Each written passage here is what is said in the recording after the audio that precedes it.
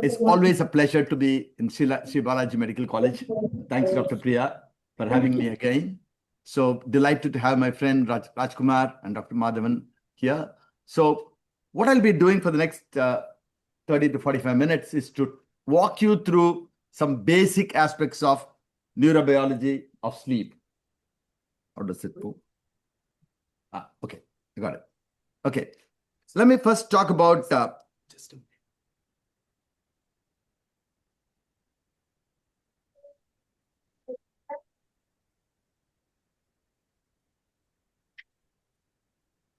I'm good. Okay, just to introduce you to sleep physiology. All of you know sleep is a reversible physiological state. Tunjinar settarin veralla. This is what Valluvar said, which means that you're not different from death, excepting that you can't be woken up from death. You can be woken up from sleep after a while. So it's a reversible physiological state. The characteristic of sleep physiology is the specific patterns of cerebral activity, which can be easily depicted in an EEG. There are two alternate phases of sleep, all of you are familiar with: the non-rapid eye movement sleep and the rapid eye movement sleep. These are the two things that you are familiar with. If you look at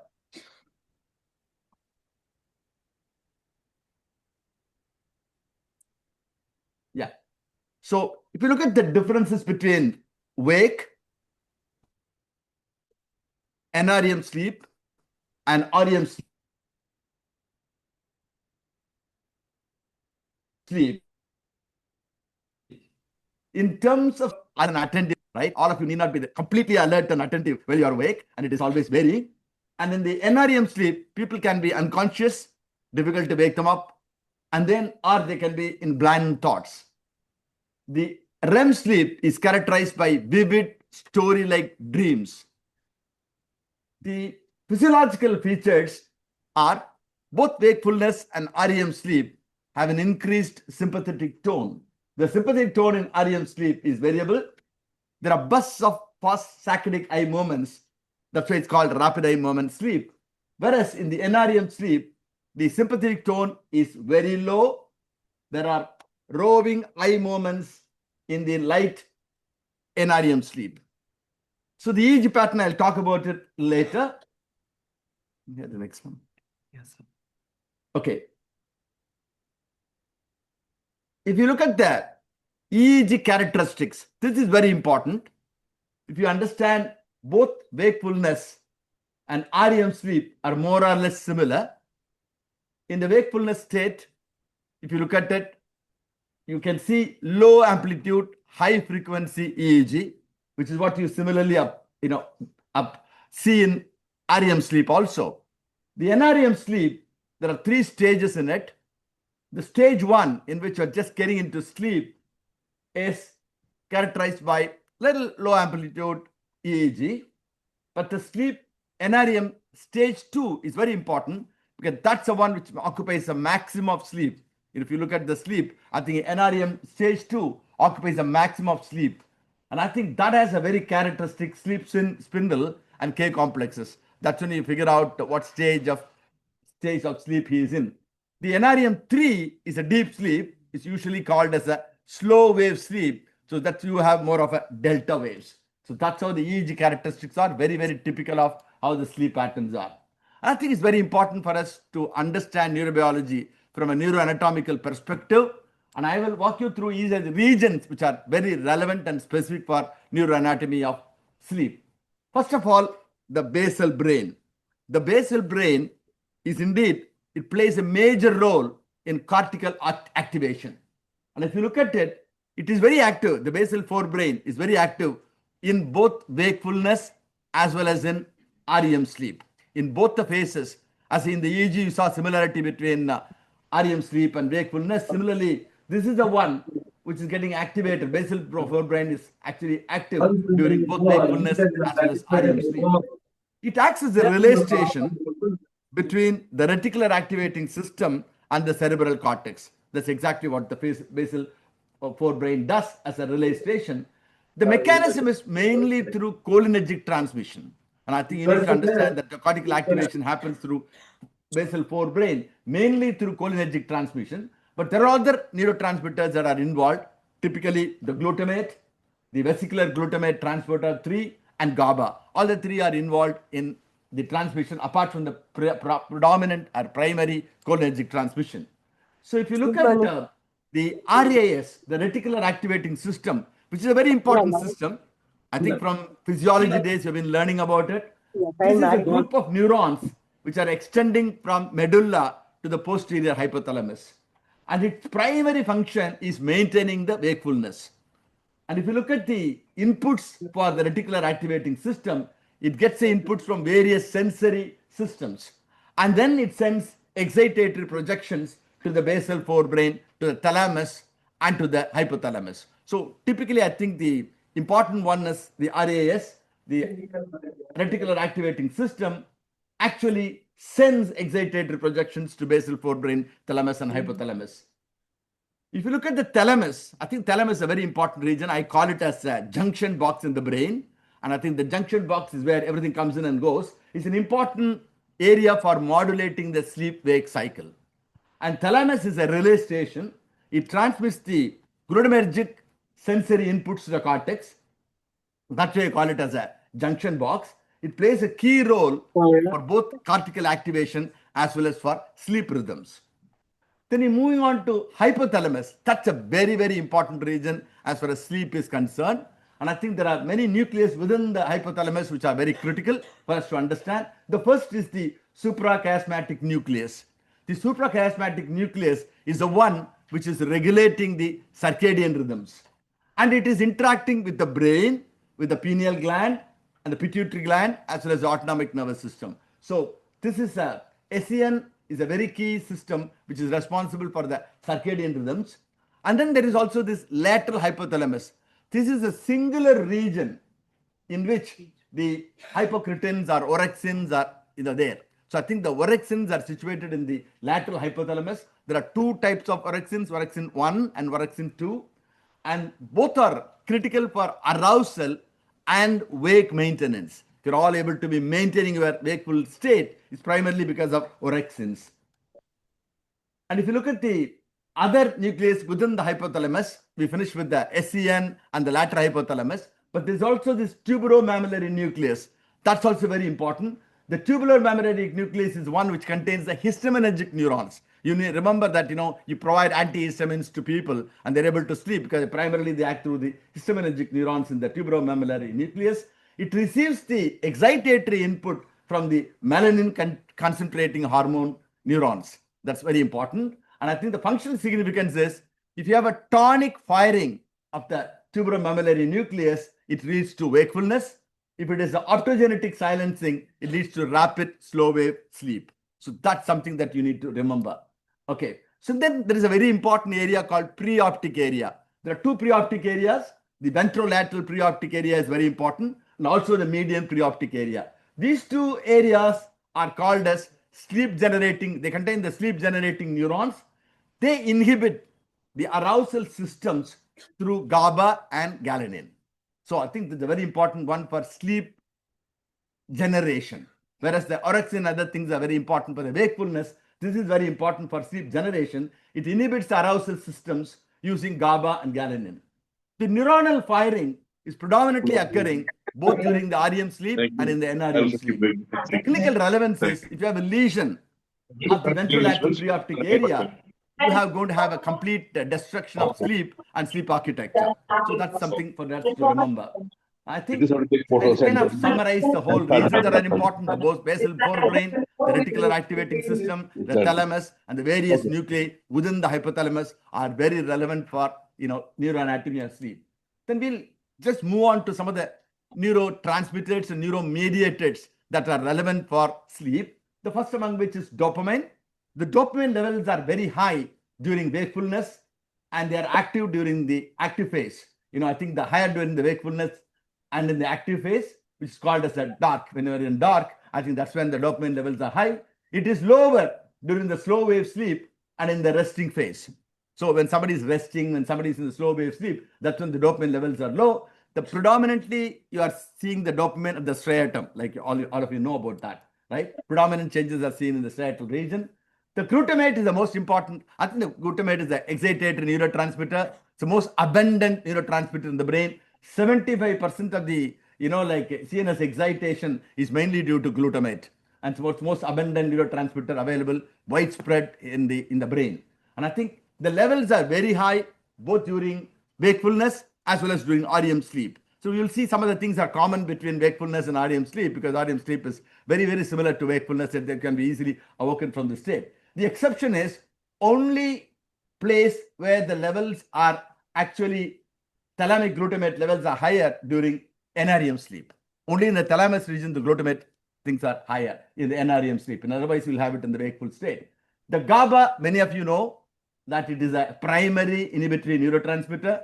It's responsible not only for sleep, in that times, like wakefulness also. The effect of GABA depends on where it is localized. And I think it's got some anatomical connections with interactions with cholinergic system as well as the adrenergic system. So there are certain things called as somnogens. Somnogens means sleep promoting substances. There are many sleep promoting substances in the brain. I will talk about the orexins and other things. First one is the melanin concentrating hormone, adenosine, and cytokines. These are all sleep promoting substances. These sleep modulators are interacting in very complex ways. And I think if you talk about wakefulness is contributed by many key neuromediators. And the key mediators are histamine, acetylcholine, serotonin, norepinephrine, orexin. These are the 5 topmost neuromediators which are responsible for wakefulness. And I think the key core sources for these neuromediators are, for example, for norepinephrine, it is locus coeruleus. For histamine, it's tuberomammillary nucleus. And I think the 2 major arousal pathways are arising from lateral hypothalamus, as I told you. Lateral hypothalamus is very important for the orexin neurons. And there are 2 types of orexin neurons. I talked about orexin 1 and 2. And the orexin neurons, they activate the locus coeruleus, tuberomammillary nucleus, dorsal raphe, and they stabilize the sleep-wake interactions, transitions. So the melanin concentrating hormones, neurons, they have similar projections. They are promoting arousal during REM sleep. So these are very, very important. It's the most important slide as far as neuromediators are concerned, because you need to know the key neuromediators, the key sources for this, and the major arousal pathways in the lateral hypothalamus is orexin and the MCH neurons. And I think talking a little bit about orexins are hypothalamic neuropeptides. These are essential for maintenance of wakefulness. They are regulated by HERT gene as well as some transcription factors. Their clinical relevance is, if you read about narcolepsy, I think narcolepsy pathophysiology very closely related to orexin disturbances. It's got additional role, orexin got additional role in food intake as well as in regulating energy expenditure. The negative effect of orexin is when somebody is recovering from an illness, it's going to be slowed because of the increased NREM sleep. So those are the important issues as far as orexins are concerned. These are the orexin pathway. The orexins are in the lateral hypothalamus. They really have big actions on the other wakeful neurons. So the orexin producing neurons are, as I said repeatedly, are contained in the lateral hypothalamus. They excite the cortex. They are actually exciting the midline thalamus as well as all wake promoting regions of the brain. They are crucially responsible for our wakeful state, particularly the sustained wakeful state, as well as the sleep-wake stability. Sleep-wake transition and stability is produced mainly by orexin. As I said, there are 2 types of orexins, orexin A and orexin B.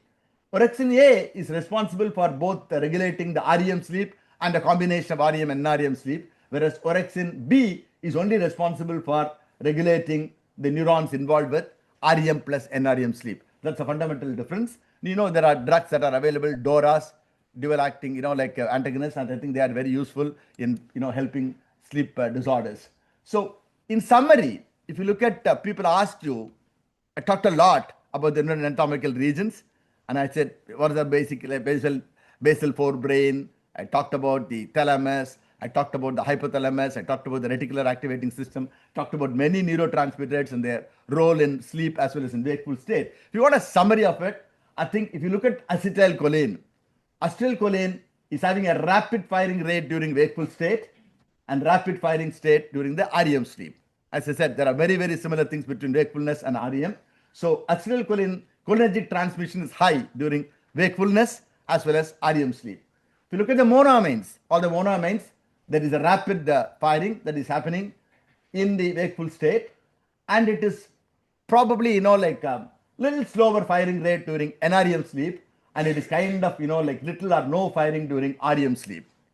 Whereas orexin and hypocretin are the common names. I think orexin is rapid firing is happening during wakeful state and probably no firing during NREM and REM sleep. The melanin concentrating hormones are no firing in wakefulness and NREM sleep, whereas they are very important for the REM sleep. They are rapidly firing there. So the ventrolateral preoptic area, the median preoptic areas, which are responsible for, like producing through GABA and acting on the sleep generation, is most important in NREM and also in REM sleep. So that's a kind of a summary. If you remember this slide, perhaps it will be the most important one. Okay. And then I think I'm just said that earlier. So you have the VLOP inhibits the arousal system through mainly transmitters GABA and galenin. And I think there are two types of VLPOs available. The central group is acting through tuberomammillary nucleus. The diffuse group is acting through locus coeruleus, which contains norepinephrine, dorsal raphe, and median raphe, which are predominantly rich with serotonin. So let's talk something about the NREM pathways. The NREM pathways predominantly are contributed by GABAergic neurons in both VLPO as well as the median preoptic nucleus. And they are going to be inhibiting the wake acting neurons in the hypothalamus and the brain stems. And other contributors other than GABA and galenin are the sleep active neurons in the basal forebrain. I think apart from GABA, I think the nitric acid is very important. I think it's all becoming very important. Even clinically speaking, I think a lot of people are looking at how well we can use it in therapy also. Okay, so if you look at REM sleep, the REM sleep mainly is contributed by sublaterodorsal nucleus, and it is in the pontine region, in the pontine tegmental region. This is a key regulator of the REM sleep. And I think here the glutamatergic SLD neurons are activating the inhibitory neurons in the ventromedial medulla as well as in the spinal cord. They are the ones which are causing the RM induced. The typical of REM sleep is the muscle atonia. Muscle atonia is a very important feature in REM sleep. That's probably responsible for that. And apart from the glutamatergic transmission, the cholinergic neurons are also very important. The cholinergic neurons are in the pontine region, pedunculopontine nucleus, laterodorsal tegmental nucleus. They drive the fast EEG activity. That's what you observe. And I think during wake as well as in the NREM sleep, SLD is inhibited by ventrolateral peridacumental areas as well as the locus coeruleus and raphe nucleus. So these are the REM pathways. And when it comes to circadian rhythm pathways, I think this is a very important thing for you to remember. Sleep is regulated by two systems. One is the circadian system, which is called as a process C. And the circadian system determines when we sleep, right? Homeostatic system is process S. It tells you how much you sleep, right? So those two things are very important. So sleep is regulated by the two very important systems of process S and C. C is the circadian system. S is the one which tells you the homeostatic drive. The mismatch between the two is what is going to cause you insomnia, jet lag disorder, shift work disorder, and all that, right? So, sorry.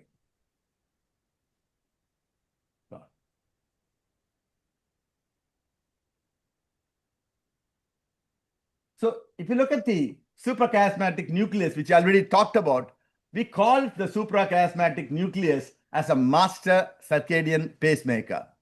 And I think this is located just above the optic chiasm.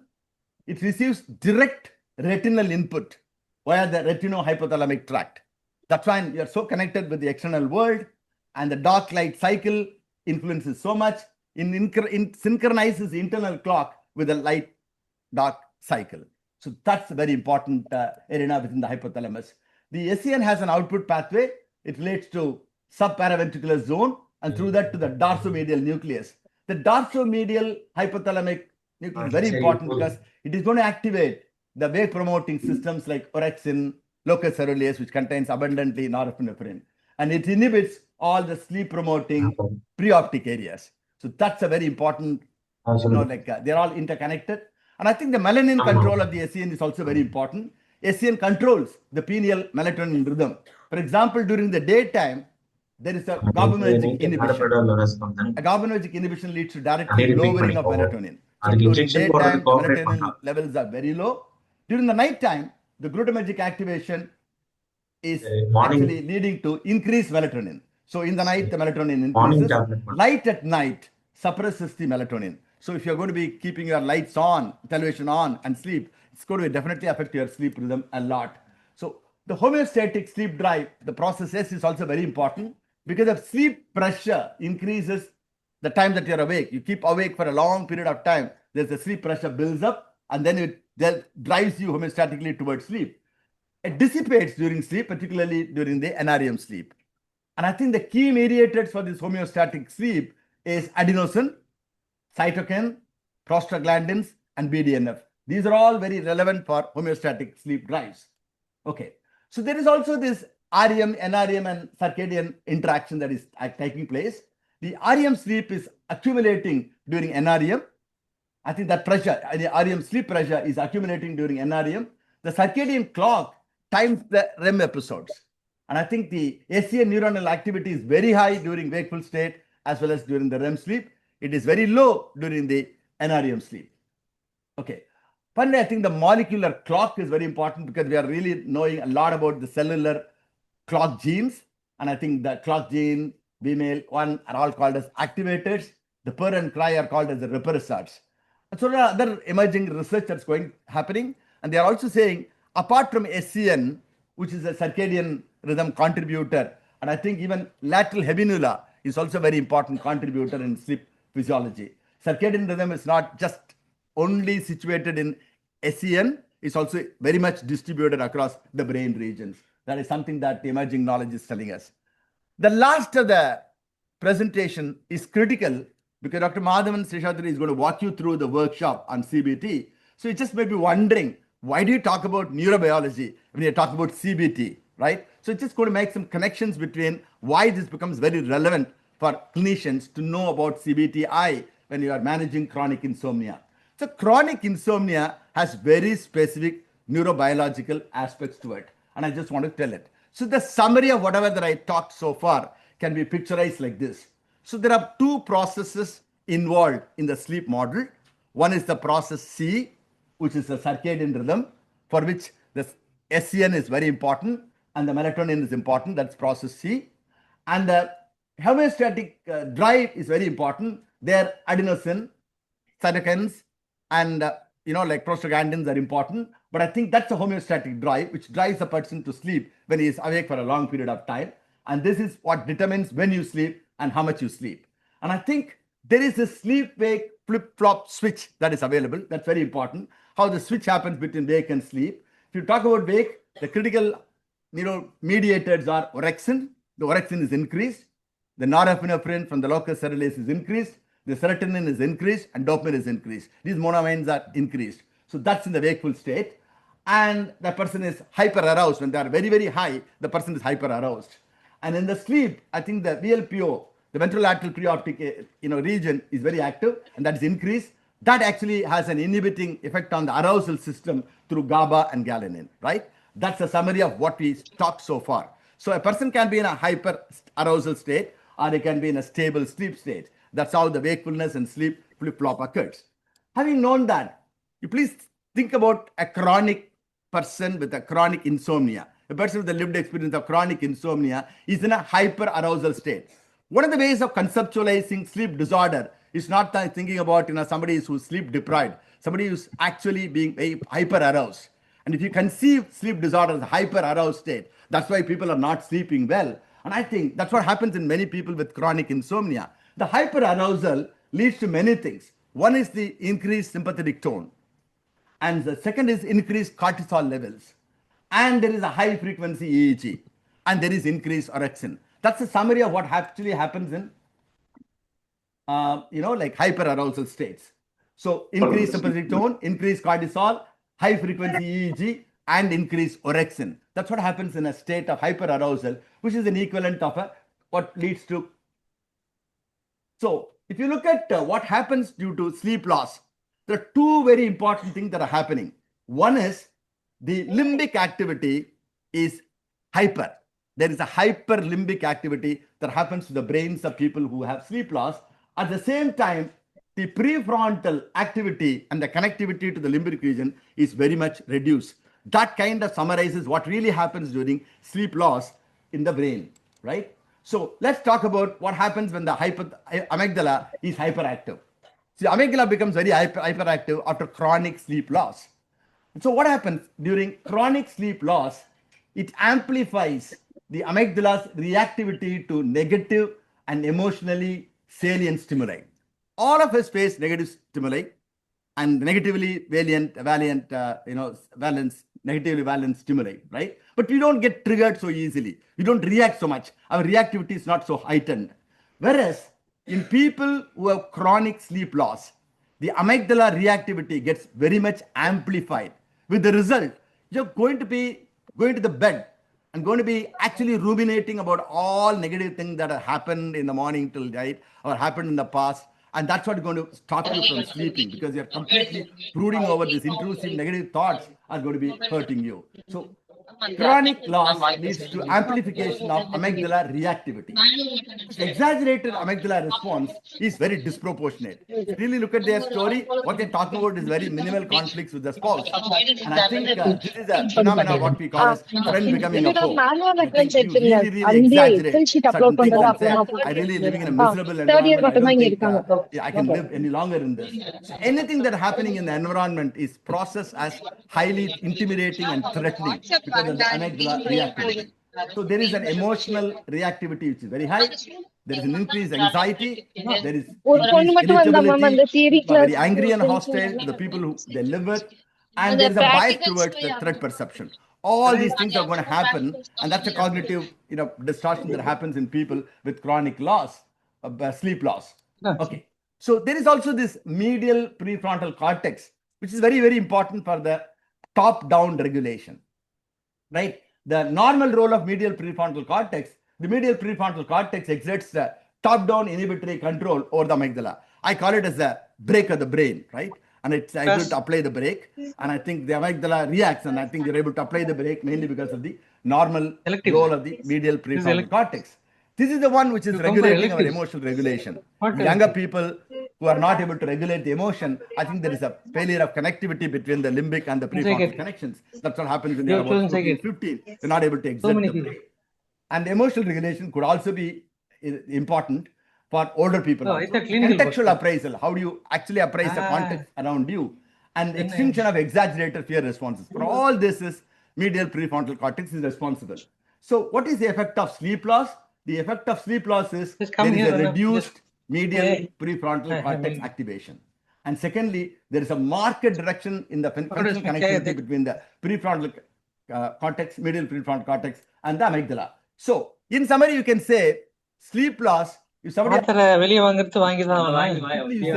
sleep loss is going to disconnect the emotional brake, which is the medial prefrontal cortex, from the emotional accelerator, which is the amygdala. That's exactly what is happening in people with chronic sleep loss. It's a disconnection between the brake and the accelerator. Okay. So similarly, I think the REM, NREM, they have a differential role in emotional regulation. If you look at REM, REM is very important for emotional memory processing. This is a sleep during which stage in which emotional memory processing is happening. This is where reduction of emotional intensity linked to previous experience is happening. If you don't have a good REM sleep, I think you are going to be definitely very intense emotion towards all the prior experiences. The REM helps you to reduce the emotional intensity which are linked to prior experiences.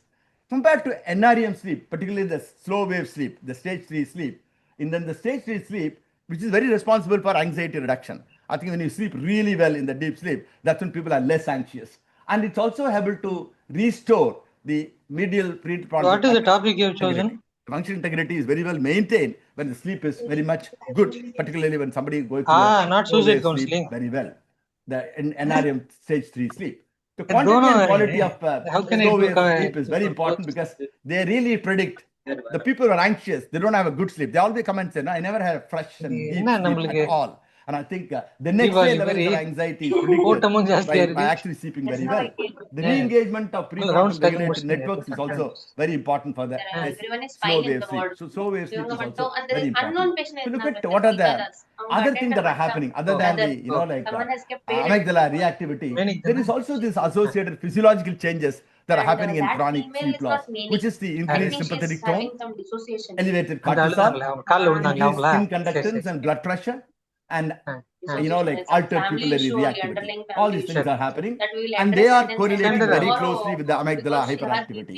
And I think these are Good morning, sir. happening while the prefrontal cortex goes offline. Good morning, sir. So in summary, the summary slide for this presentation is, I think if you can look at neurobiologically speaking, what is the effect of sleep loss? You can say sleep loss is going to lead to a cascade of emotional dysregulation. And the emotional dysregulation cascade is characterized by these very important phenomena. First and foremost, there is a reduction in the NREM slow wave sleep. Do you know what really happens when the NREM slow wave sleep reduces dramatically, which means the next level anxiety is going to be high, and I think your whole Excuse me, integration of the sir. prefrontal cortex is going to be Excuse me. Similarly, Excuse me, the REM sir. integrity, which is responsible for the emotional memory processing, is also affected by the sleep loss. So both NREM slow wave sleep as well as REM integrity is greatly impacted by the sleep loss. Second, there is a reduction in medial prefrontal cortex activation and connectivity. So the control brain is losing its impact. The third is there is an increased amygdala reactivity to negative stimuli. So everything which is trivial is seen as very frightening, heightened, front becoming four phenomena. That's exactly what amygdala reactivity does. And finally, it also leads to correlates of autonomic and cortisol responses. That's what you all see in these individuals. And finally, all this will translate clinically into emotional reactivity, He met me. anxiety, On that day only he met me. I and I talked think to him, spoke to him, persons are explained him. constantly ruminating in the he third city வேண்டாம்னு perception சொல்லிட்டாங்க. and they remain So sleep disturbed. வேண்டாம் அவங்களுக்கு Thank you so வேண்டாம். much. That will அவங்களுக்கு set the வேண்டாம். என்னது way for the presentation by சொல்ல Dr. Madhav மறந்துட்டேன். Sheshadri's அவங்க என்னன்னா CBT husband I கிட்ட for பேசி chronic insomnia. Thank you so much. என்ன சொன்னாரு ஹஸ்பண்ட் இல்ல Kosi Anand, sir, please mute yourself. Hello.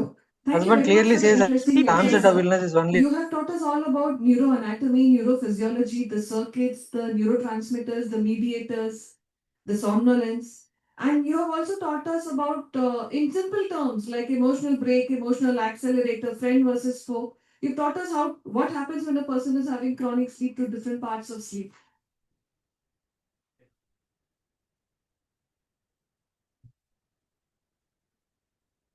I would now like to invite any questions from the audience.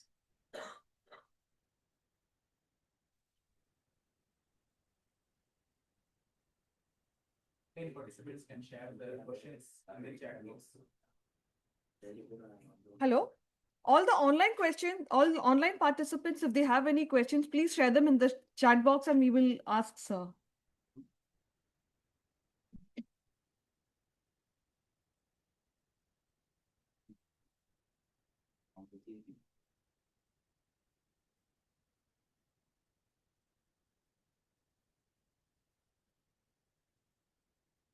And anyone from this audience also.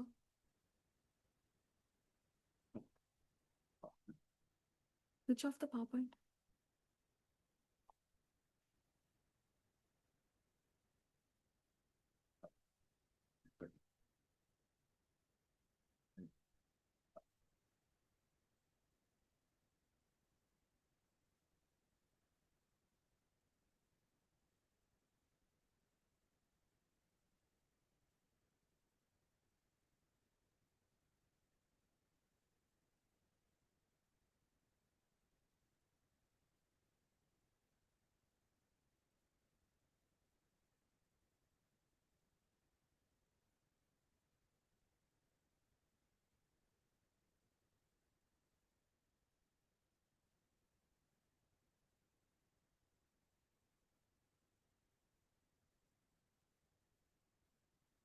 Almost everybody is requesting for a recording. Yeah, I told you. Yes, so that will be shared, sir.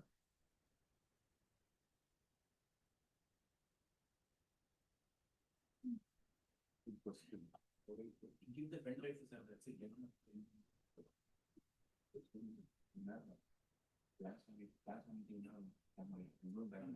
You can again ask them if they have any questions. The importance of this. So there is a question. Just be. Yeah. What is that? Importance of REM on and REM off neurons. Thank you.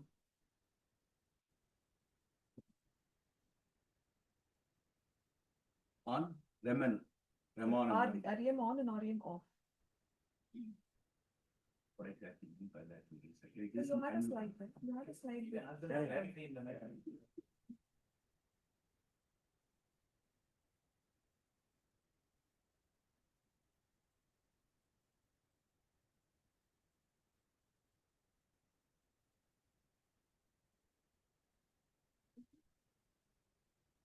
Should we share the slide again, sir? Yeah, I think that's Yes, it- it's already removed it.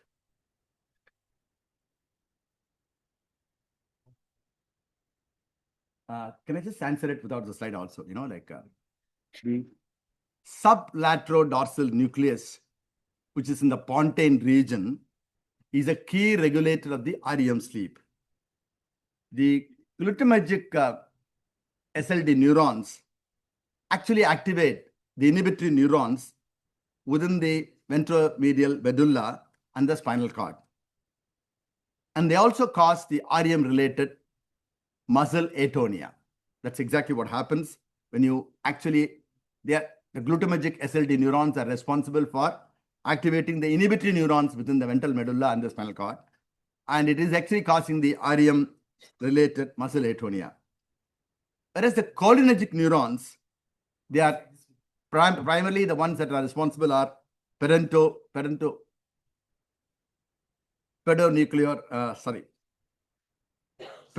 pontine nucleus, which is also the laterodorsal tegmental nucleus. And they actually drive the fast EEG activity. Both during wake as well as in the REM sleep, the glutamagic SLD neurons are inhibited by ventrolateral pre-adequatal gray as well as the locus ceruleus and the Raphael nuclei. I think I'm going to share all the slide deck with all of you, and I think you can use it. This is not a copyrighted one. You can freely use it. Also taken from the PubMed Central. All many of the articles I've searched and got it. So feel free to make use of that. I hope that answers your question.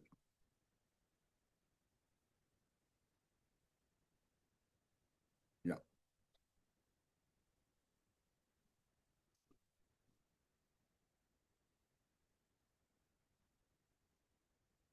Before that. Yeah. And you can show the slide also, the photo also. The diagram maybe also will be more explicit. The one before that. There's a small diagram in front of that.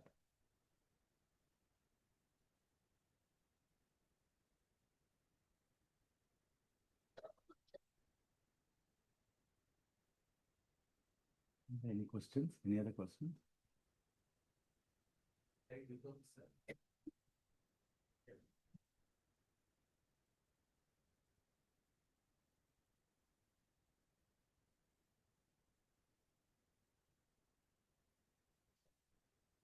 No, yeah.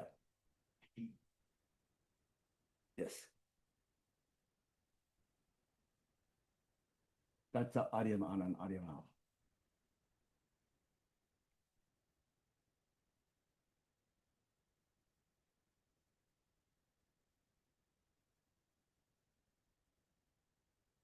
The ones in the red are the REM off phenomena. The ones in the blue are the REM on phenomena, right? So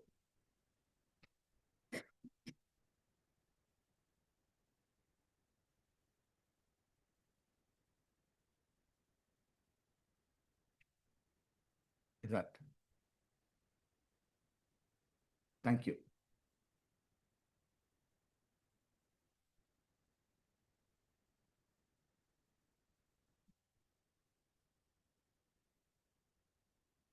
Thank you so much, sir, for for your informative and cognitive section.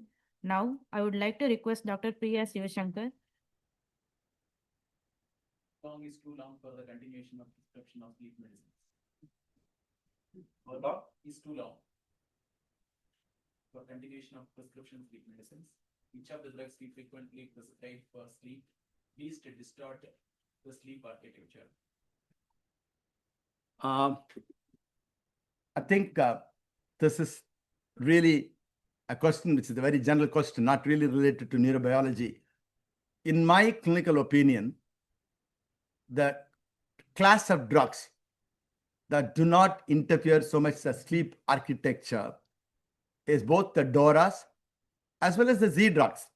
These two don't really disturb the sleep architecture as much as benzodiazepines do, for example, right? So I think the benzodiazepines are very notorious in altering the sleep architecture. Relatively speaking, the Z drugs are better.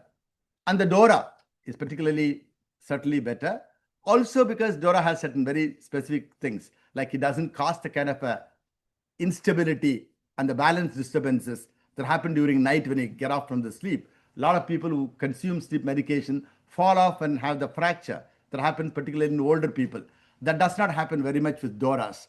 Like I think lemborexant is available in India, for example, doesn't cause that kind of very sophisticated research was done on people who have been put on lemborexant and then they're able to get up in the middle of the night and then their balance is really not affected. So I think, but it's an expensive drug. You don't want to maintain a person on such an expensive drug. And I think rather they would be sleepless rather than taking those sleep medications and worry that they have spent so much of money on that. So I think in general, the reason why we are conducting a workshop like this really clearly tells us that pharmacological management of sleep disorder is not the best because a lot of people become dependent on the medication over a period of time. It's very notorious for benzodiazepine. Western world has woken up and they are very strict and vigilant on prescription of benzodiazepine. India is still have to wake up to the possibility of how we are going to regulate the use of benzodiazepine. There are many people who have been prescribed alprazolam, for example, by a cardiologist, continue to take it for 10 years and 15 years. And I think that's really irrational. Benzodiazepines cause a lot of problems, not only just drowsiness and grogginess, because many of them are long acting and they can be very drowsy during the daytime. They are irritable, and the long-term use of benzodiazepine can lead to significant cognitive impairment. These are real challenges one had to encounter. So I think rational use of benzodiazepines is advocated. So before you write a benzodiazepine prescription to someone, make sure that it's going to be time-bound. How long is the long? It's not a difficult question to answer. I think, genuinely speaking, as a practitioner, I can tell, if you're going to prescribe a drug for more than 3 months, you're going to be in serious trouble that the gentleman will take it or the woman will take it for long periods of time, even without you prescribing to them. So I would say, from the very beginning, psychoeducating the patient is very important. You tell the person, I'm going to give you a sleep medication because you're in a crisis, I want to help you. But I want it to be very clear, this cannot be taken for extended periods of time. It has to be very short periods of time. There are other non-pharmacological methods available and they are very useful. They are science-based, they are evidence-based. CBT is probably the top among the most evidence-based treatment for like chronic insomnia, but there are many more things, including sleep hygiene and sleep restriction and so many more things. All this could be practiced by the people, and I think we need to educate the patients because patients want an immediate remedy, and they are the same people who are going to complain to you that you prescribed the medicine, you didn't tell me, you didn't warn me, you are an irrational person. They can take us to task later on. So I think you need to be aware benzodiazepines, Z drugs are all highly dependence inducing. Lemborexant was marketed by saying that it doesn't have the same dependence potential, which is really not true. And I think in clinical practice, we do realize that even lemborexant is dependent inducing and people take it. So I think you will be very careful in touching any drug, prescribing it, psychoeducating it, get a clear boundary, and then say this is what you need to do. I hope that answers the questions. Sorry. We have pre-post findings for other CBT. Do we have any evidence for research findings on neurobiology of sleep after CBT? Are there any studies showing? I'm sure Dr. Madhav would probably talk about it. I think that's his specialty. I don't want to enter into his area. And I think I'm sure there are number of studies, and I think I saw it in the Med Central, and what kind of impact it has. I told you the sleep loss, and I think how CBT actually normalizes the sleep systems is exactly what he'll be going to talk about. So if a person takes a long nap in the daytime, um, like it affects the night sleep. What is the neurobiological basis for this? You don't really require a big neurobiological base of it. It's so intuitive that, you can only sleep about 7 to 8 hours, right? If you're going to be spending so much of a time, sleeping. I think, the nap is a very difficult thing. It's a debatable topic. How much is a nap that you should do? Should you nap, first of all? You should nap how long? And I think they are talking about a very fast nap of about 30 minutes. The Chinese do it very well. The Portuguese do it very well. The Spanish do it very well. Indians do it very bad. And I think we need to really learn from them. Yeah. So is there any problem if the patient has significantly low percentage of REM sleep despite adequate total duration of sleep? Of course, REM sleep is highly important for emotional memory processing. And I think there's so much of research that's going on in particularly the Mahesh Keshavan is doing and then working on, how disruption of REM sleep is going to be very impactful for neuropsychiatric disorders. And the whole lot of research is going on in Keshavan's laboratory in Boston. And I think these are very important things. I think that the balance is very important. That the sleep architecture is very important. And I think they're going through all the stages is very important. I think disruption of anything is going to be not good for the one. Yeah. Safe drug in pregnancy. There is no sedative which is safe in pregnancy. CBT is safer. As a follow-up question to if people have naturally REM sleep, can some therapy like EMDR, which tries to emulate, REM emotional processing? Where is that? I am just asking, sir. Yeah. Because in EMDR, we actually make use of the REM. Yes. Which need to process the emotions. Patients are naturally sleep deprived. Can we suggest some exercise routine like EMDR, which can help them to process? I think intuitively, I think it's a good answer. I really don't know whether we have somebody has researched on it and find out. I think it's a very useful, intervention. You all know that, right? And I guess, intuitively looks to me that a useful intervention. Yeah. We should actually work on that. Yeah. Thank you. Can I ask? Yeah. Is melatonin a good drug and how much the dose that is acceptable? Melatonin is used in children, has been vastly prescribed, rarely investigated. Because when a drug becomes a OTC medication, over-the-counter medication, nobody bothers to research on it. Just last month, JAMA Pediatrics published a review on melatonin in children. They are highly critical that, melatonin has been overprescribed in children, even in infants and young children. And I think people are questioning it. Similarly, there is an unpublished, non-peer-reviewed literature that popped up in the internet, created a lot of viral phenomena, which talked about melatonin in older people. And melatonin in older people, how it has had a bigger cardiac impact on these people. I think that is again something that, so instead of thinking of melatonin as a completely innocuous drug that can be just like that given, that's what the Western world has done because a sleep aid has been available in the OTC medication. And thankfully, India, because, it didn't really make a big difference between OTC and non-OTC medication in this country. And melatonin was not popular till about 10 years ago. Till 10 years ago, hardly any psychiatrist used it. In the past 5 years, I think melatonin use has increased significantly because of the variety of preparations that are available. Medication, liquids, sprays, all kinds of phenomena is really influencing the melatonin prescription. I would say it is safer for middle-aged people, particularly people with circadian rhythm disturbances. You really have to understand what is the rationale of melatonin. It's not a sleep-inducing drug. It kind of sets the sleep circadian rhythm normal. If somebody has a jet lag problem, if somebody has a shift work disorder, somebody is unable to sleep, sleeping only during American time in India, and those are the kind of people who have problems in when to sleep. Those are the people be helped by melatonin. I think normally the doses in India is a 3 milligram dose available very commonly. I don't really think 3 milligram works for anybody. So 5 to 10 milligram is a drug that I find it useful. Thank you.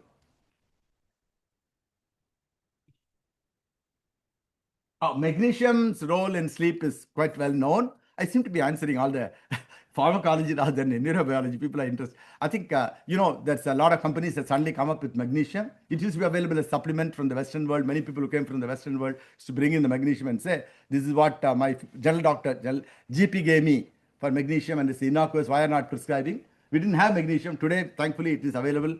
I think it is a useful supplement. I wouldn't think it as a panacea for your sleep problems. It actually helps. Many things help.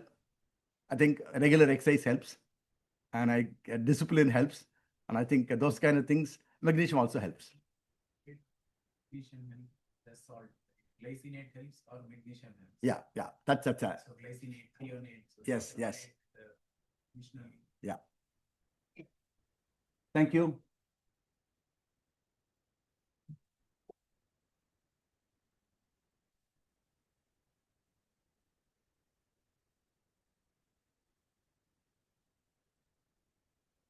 Thank you so much, sir, for your informative session. Now I'd like to request Dr. Priya Shivashankar, chairperson of this session, to kindly facilitate Dr. Suresh Kumar, our esteemed speaker.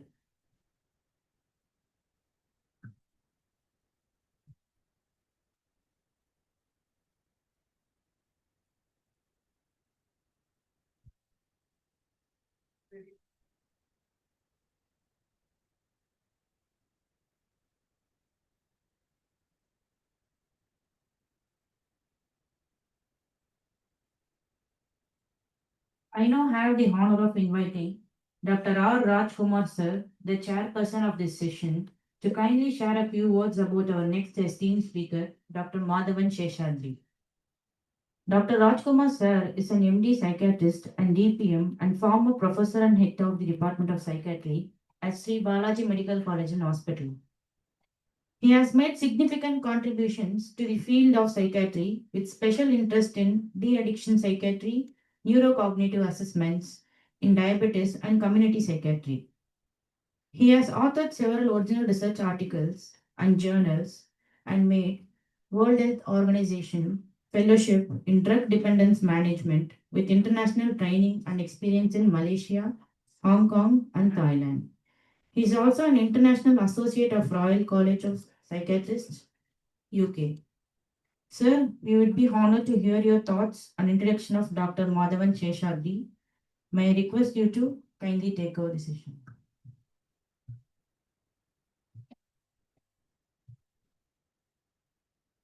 Thank you for the opportunity.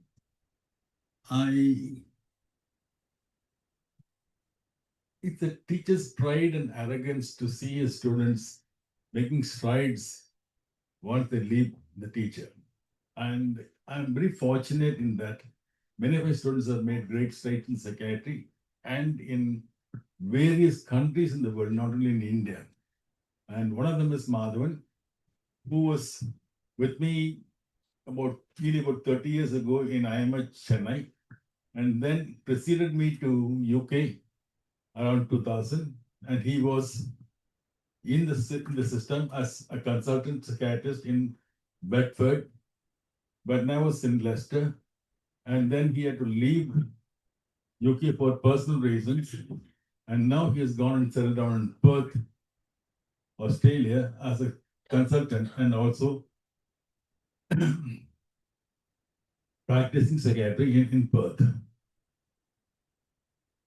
To my personal knowledge, Madhavan is a very good academician, researcher, and a clinician who has had very good name in Bedford when he was there. I'm sure he'll also be having a very good reputation in Perth. I'm really interested in listening to him talk on this particular topic, CBT insomnia. Thank you very much, Madhavan. I hand over the mic to you.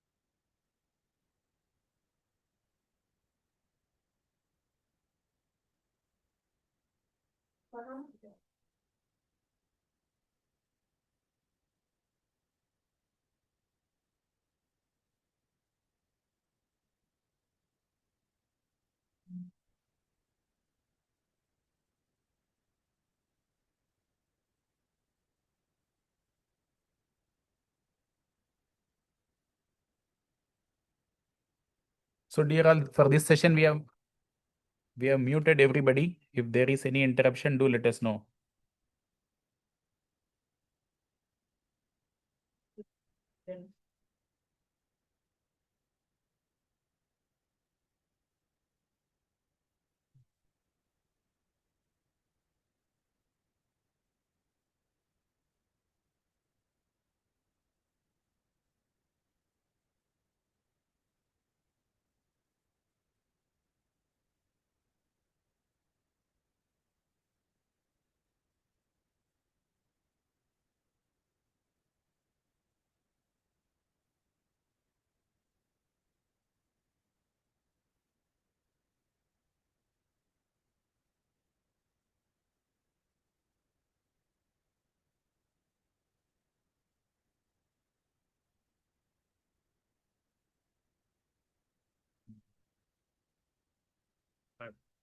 You have any interruption, sir? Thank you.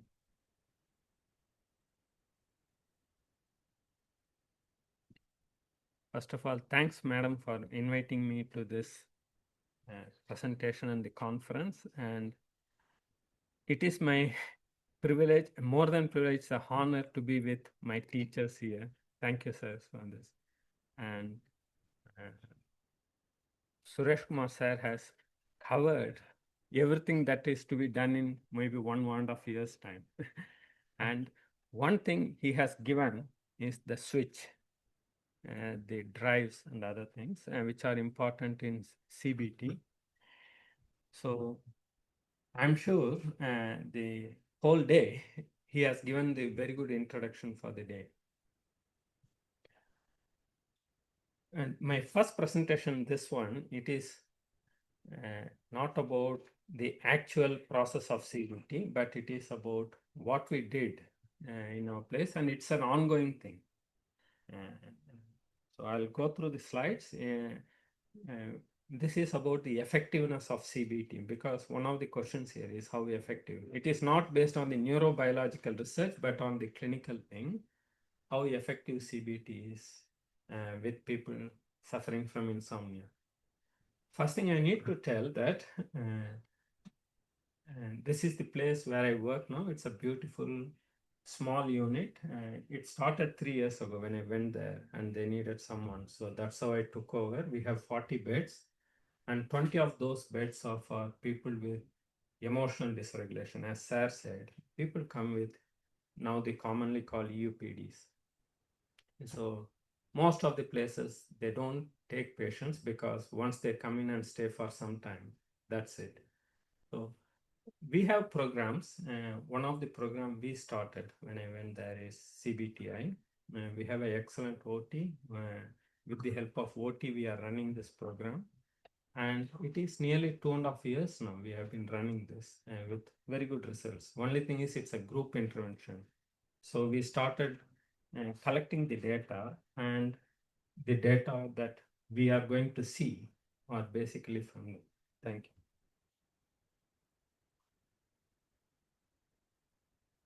Now, just to give the brief definition of insomnia, insomnia means deprivation of sleep or self-reported lack of sleep.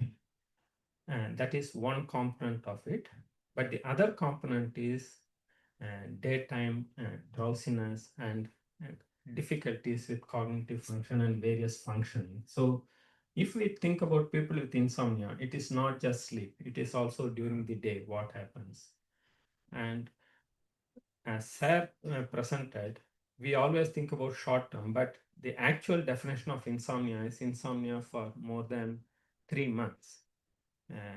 And people not sleeping at least 3 nights in a week. So 3 nights in a week for more than 3 months, which is affecting the daytime functioning, is insomnia. That's the actual definition. So if we clearly think about treating people, we need to see whether they are fulfilling these criteria. So, as I said, my unit, it is not just people with primary insomnia. So most of the time, the definition is for primary insomnia, but we use this definition for people with secondary insomnia also, and most of the people with psychiatric disorders. at least 70%, they come to us with sleep difficulties. And this leads to a lot of daytime difficulties. And people with emotional dysregulation, a lot of them, they suffer from trauma over time. So they are in a state of hyperarousal, and then they are preoccupied with sleep also. I think our online audience, they want to be Here. Yes. Okay. Yeah. So difficulty in night, it is not just due to not getting enough sleep. It is also due to hyperarousal. So it's a bidirectional relationship that is happening there. And people with psychiatric disorders, sleep is a very common problem. If you see people with anxiety, depression, even they used to clearly teach us early morning awakening and brooding over the past. So depression, psychosis, sleep gets all over the place. Mania, no need for sleep. So everywhere sleep is affected. So we all thought about psychiatry. Then came obstructive sleep apnea. Though it's not a primary psychiatry related disorder, it is important to think about sleep related other disorders. Now we have a lot of things. There was an excellent question about magnesium. We use it for restless legs. So sleep related movement disorders, sleep related cognitive disorders, sleep related. Sleep is involved in everything. It is important to think about sleep with anything and everything. So if we want to treat sleep, we need to treat the primary problem also. If we are thinking of that direction, in terms of pharmacology, there were lots of questions about benzodiazepines, Z drugs, orexin antagonists, magnesium. But we also need to think a lot of other things people used prehistorically. And still people are using. Sir was asking about melatonin gums. And there are research about some melatonin gums having contamination of cannabis. And people historically used cannabis for sleep. Still, in Western countries now, cannabis is prescribed by some people for sleep. So we try anything and everything in that direction. Now, if we come to the other direction, we try antidepressants. Historically, we used to prescribe amitriptyline for sleep. Then in India, there's a famous brand, Trinicom Plus, which is a combination of trifluoperacin, amitriptyline. So the reason I'm presenting that is trifluoperacin is an antipsychotic. A lot of antipsychotics we use for sleep. Nowadays, we prescribe low-dose quetiapine for sleep. Then mirtazapine, 7.5 to 15, it gives very good sleep. So we are fighting with the sleep problems using anything and everything that is available in terms of pharmacology, and we are not winning it fully. So that gives us the base for thinking about other options available. And one of the best option, time-tested option is CBTI. Now, before talking about CBTI, just to give you some introduction, we all think CBTI means big thing. This thing. CBTI is very basic. Psychologists are very clever. They refined all the successful people's lives and then took off the skills and put it as a package. That is CBTI in simple terms. So if we start thinking that way, we'll understand most of the things that we actually talk to patients. There is a component of CBTI in it. So as Sir said, friend and foe, that kind of mechanism, not getting sleep in the night time makes people panic in the daytime. Oh, even when they get up in the morning, they'll think, how am I going to face this day? Then the negative things start. Then whole day they are anxious. They cannot focus on what they need to do. Then this cycle goes on and on. And sometimes they then start avoiding things. So when they avoid, they lie in bed long time. They think sleeping for a bit longer helps. So all these have scientific relevance, even though we are not clearly telling them how they are connecting, but it affects by affecting some drives in the brain. So it is important to think about improving sleep using CBTI techniques, even when we are prescribing medication. In fact, some researchers, they think that prescribing medication simultaneously along with sleep CBTI may reduce the effectiveness of CBTI. Having said that, there is a way of doing it, and slow transitioning that will help. So this is the worldwide evidence. We take any country, any research. CBTI is the gold standard for long-term sleep-related difficulty insomnia. So our study, the main aim was to, it is not just implementing CBTI, and because of the need, implementing it as a group intervention. How do we implement it? Yeah.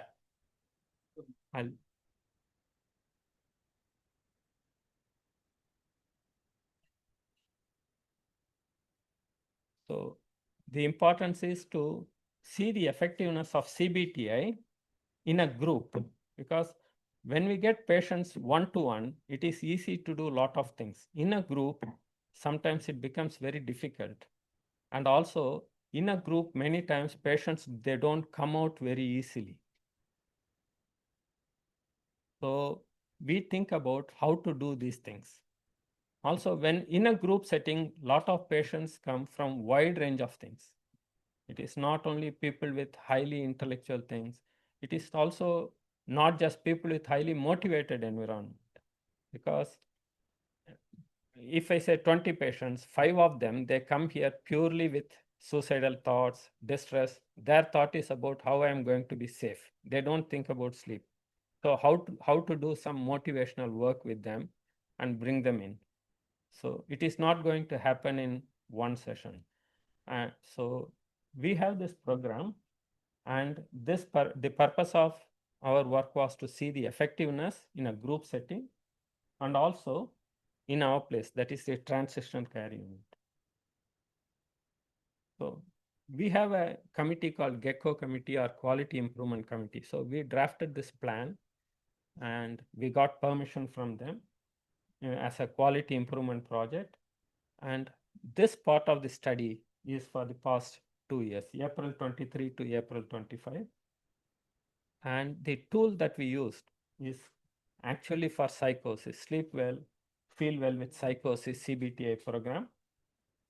And the program is actually run by occupational therapist, but one session we step in to talk about medication, how to taper the medication. Because as Sir said, anything goes beyond 3-4 months, it becomes like a lifelong treatment. So now the huge thing is on deep prescribing. So some of the patients who come to me, they want something when they get deep prescribed from benzos. So CBTA comes very effective there. So this CBTI, Sleep Well, Feel Well program, it has various modules.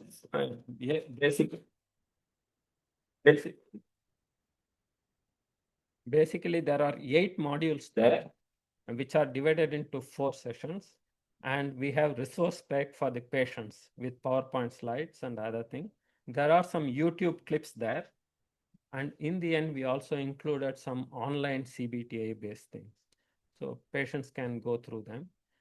And over a period of time, slowly introducing them to some of the basic tools. That's how we run the program there.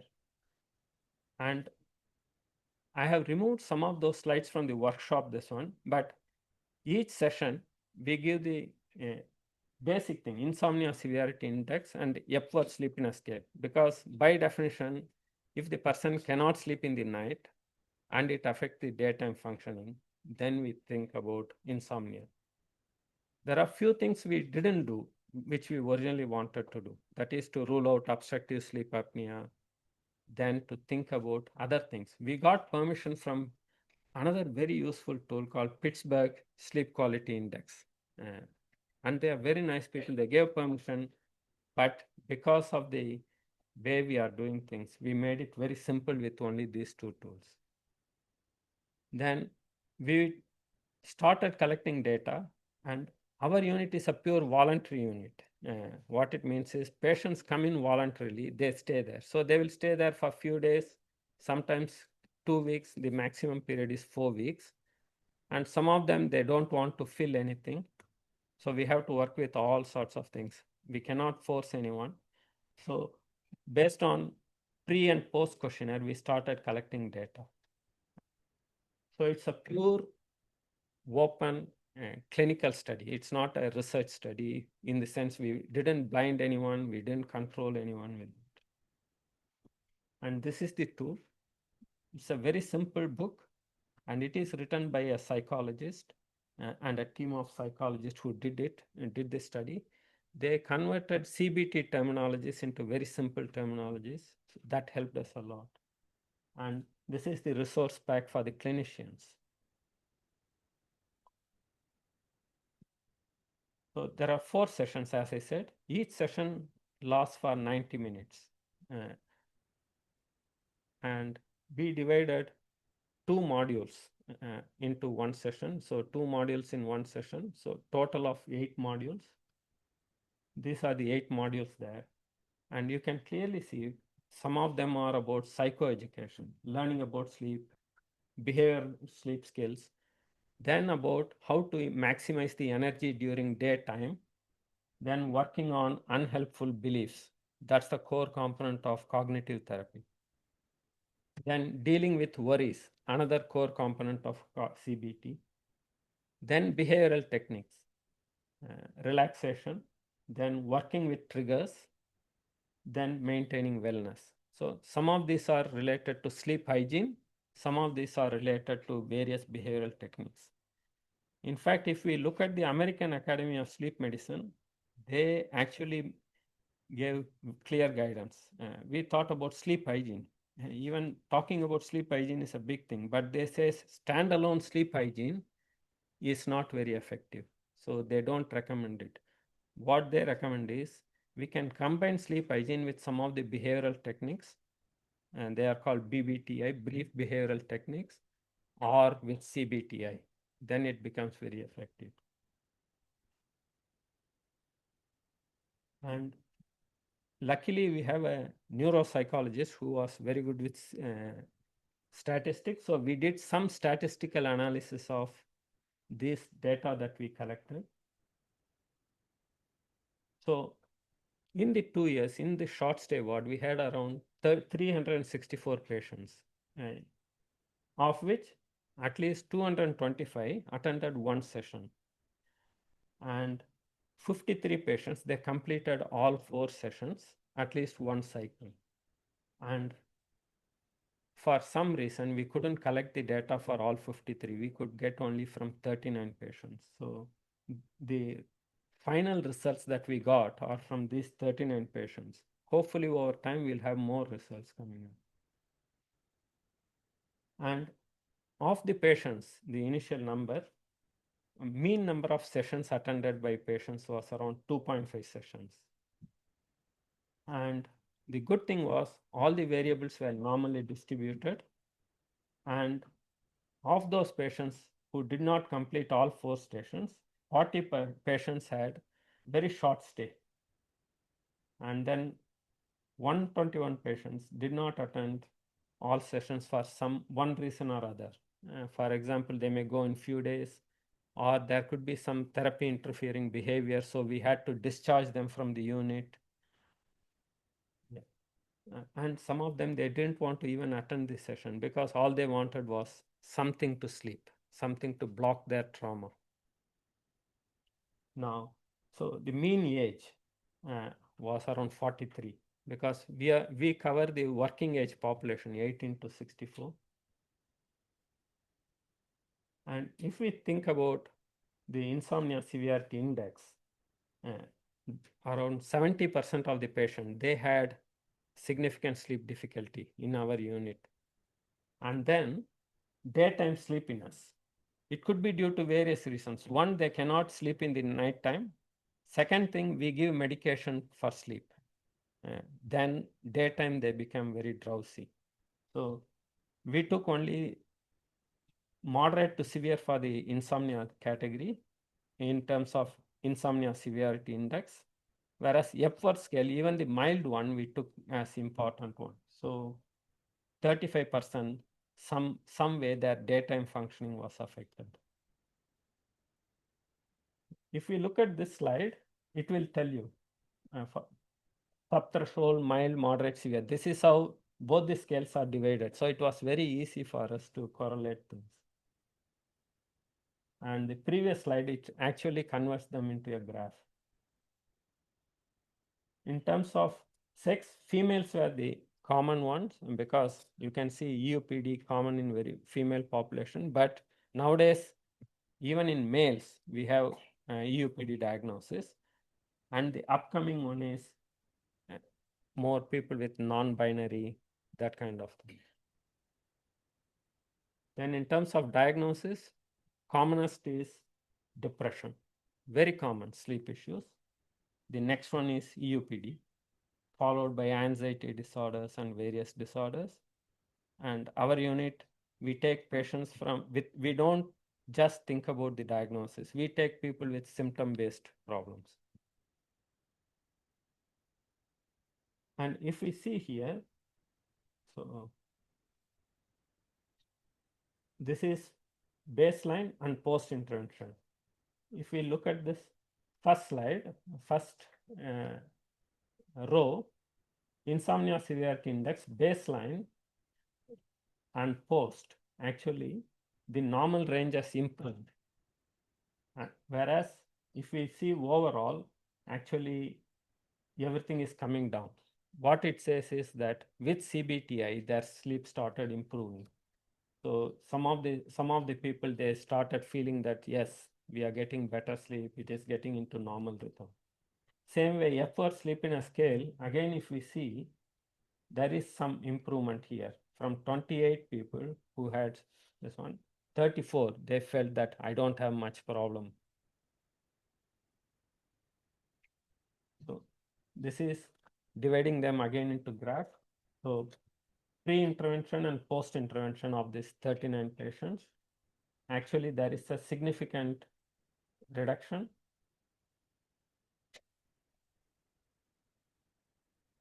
Then there is a significant improvement in daytime functioning. So in essence, people who get CBT insomnia, even as a group setting, not just one-to-one, they found it is to be helpful, and they found that it is helping in their nighttime sleep as well as daytime functioning.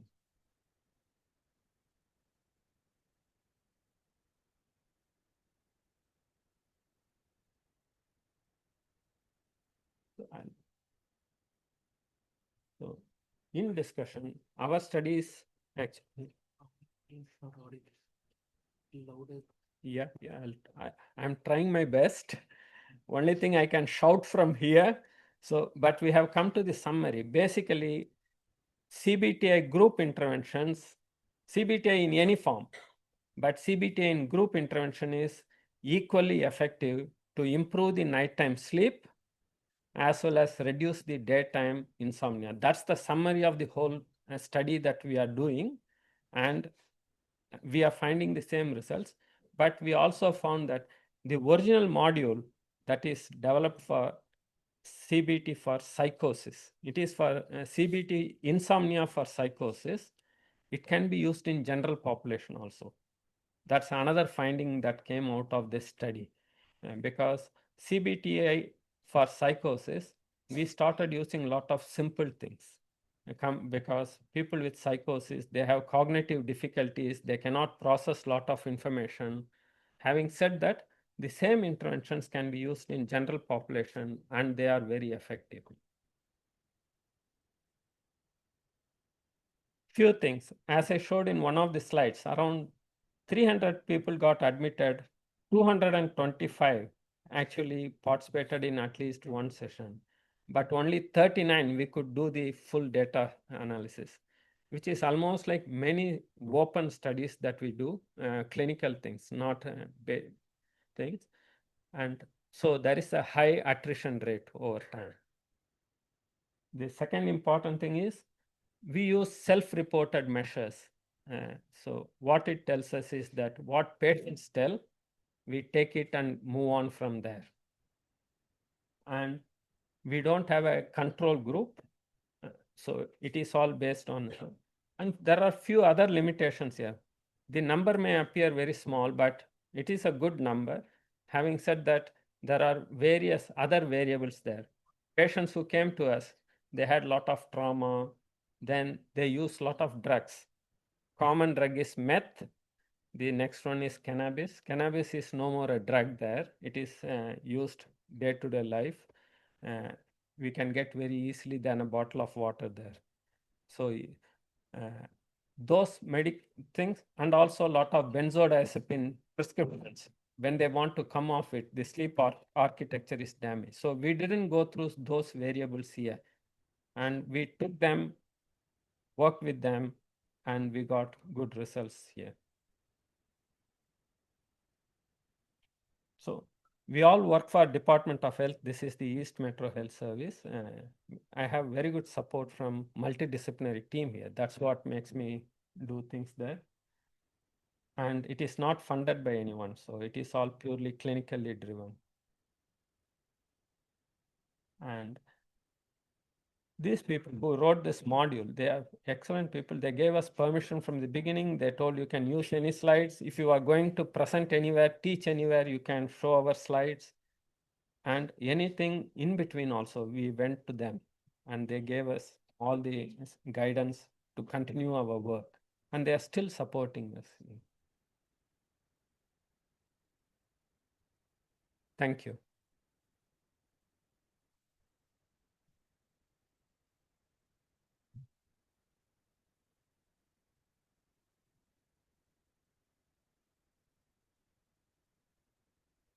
I'm sorry, I was not audible to so many people. I'll try to be loud for the workshop, which will be, I think, more beneficial.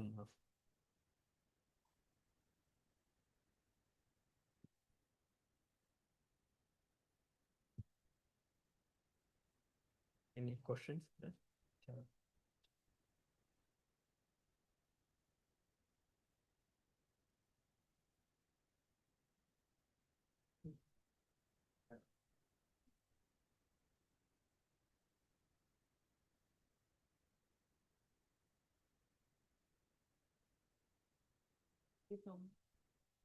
Take questions from the audience and also online, so that Madam can be respond.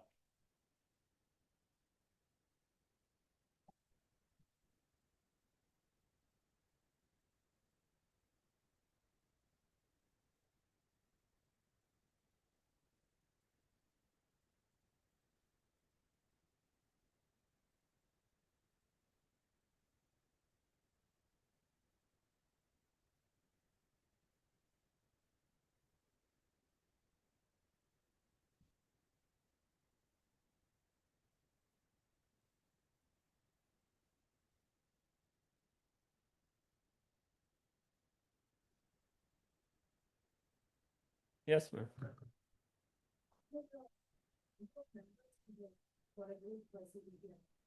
So, do we have a minimum or maximum number of persons in the group which would contribute to the effectiveness? Yeah.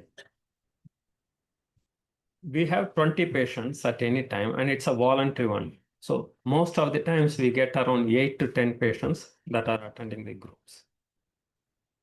So the slide where you presented the results of the insomnia severity index and Epworth sleepiness scale,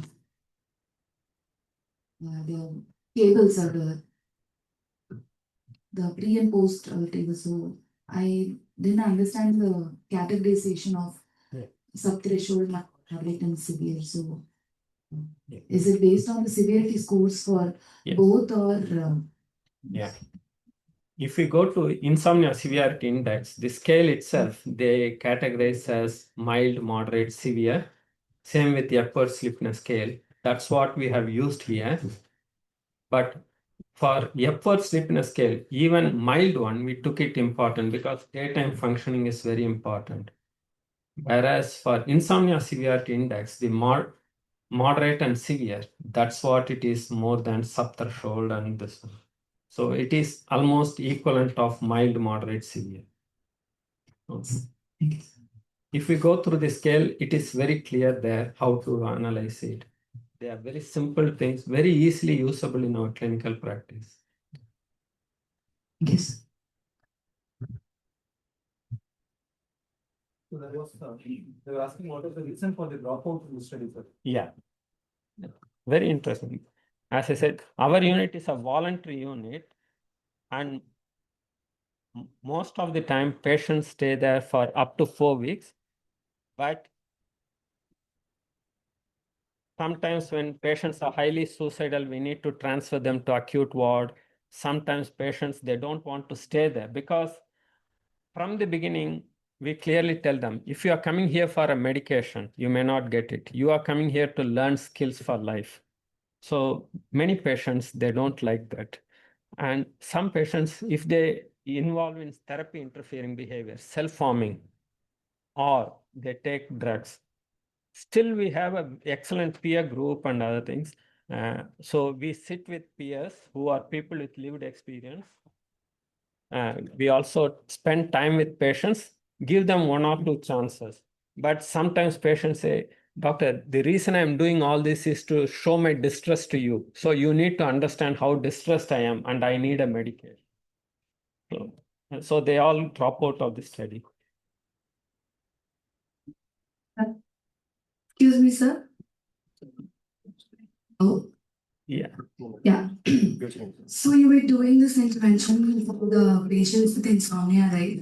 So insomnia, they would have definitely have comorbidities with other disorders like MDD or bipolar or any other personality disorders. Yeah. How were those kind of clients were managed along with insomnia? So were there any clinical psychologists over there, or were there given counseling for their personal distress or the condition with which they developed insomnia? Yeah. Excellent question. As I said, we have a multidisciplinary team. I am the psychiatrist there, and I have a couple of training registrars who are doing fellowship there. In addition, we have clinical psychologists. We have 3 part-time clinical psychologists. So they provide one-to-one as well as group interventions. So people who are emotionally dysregulated, they have DBT-informed groups there. And in between the sessions, because my total unit is 40 bedded, we have another group, 20 beds for long-term patients with schizophrenia and other things. These 3 part-time, they need to cater everyone. So we provide one formulation session for these patients so that they understand where the problems are coming from. And we also tell them, see, your sleep disturbance is not just a sleep disturbance, it is linked to depression or trauma and hyperarousal, all these things. Then we give them resources so that they can access these resources in the community. Thank you. One more question. Have you ever encountered cultural differences among the clients? Because your unit might have patients with different backgrounds and cultures. Yeah. How would you able to manage the challenges that arise being into a group setting for CBT? Yeah. Again, fantastic question, because Perth is a multicultural place, and Perth actually didn't belong to anyone. It belongs to the whole world. You can see that. So we have people with very fixed beliefs. And more than that, if we go back and the native people, I should thank them here, the Aboriginal people of the land, their concept of sleep and wakefulness, everything is circular. And even the dreams, the concept itself is different. If you go to YouTube, there are few very good YouTube clips about dreams in Aboriginal people, how they see. So it is important. In the group setting, we tell them this is about how to regulate sleep. And then in the one-to-one session, we may touch upon some of these things. And when I go to the workshop, you'll see, in fact, one of the questions here is about 8 modules. The actual CBTI is, we all think about cognitive aspects, but also behavioral element. So some of the, especially the Asian Indian population, we touch on the behavioral things, as Sir said, regulating the day, getting up in the morning, going for regular walk, exercise, so that increases the sleep drive. That helps. And some people who are cognitively working, highly intellectual, there we start working on stimulus control and other things. Because if we go to everyone and say, you need to get up from bed after 5 hours of sleep, they don't take it that way. Thank you so much. You want to respond, sir?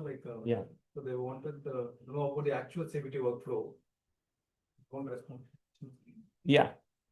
We'll touch a little bit of actual CBT workup in the CBTI workshop.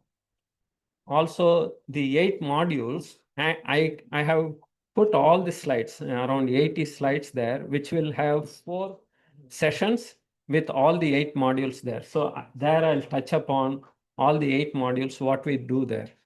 Because of the short time, I have actually included all the slides that we use for patients. So it will be very useful to see them also.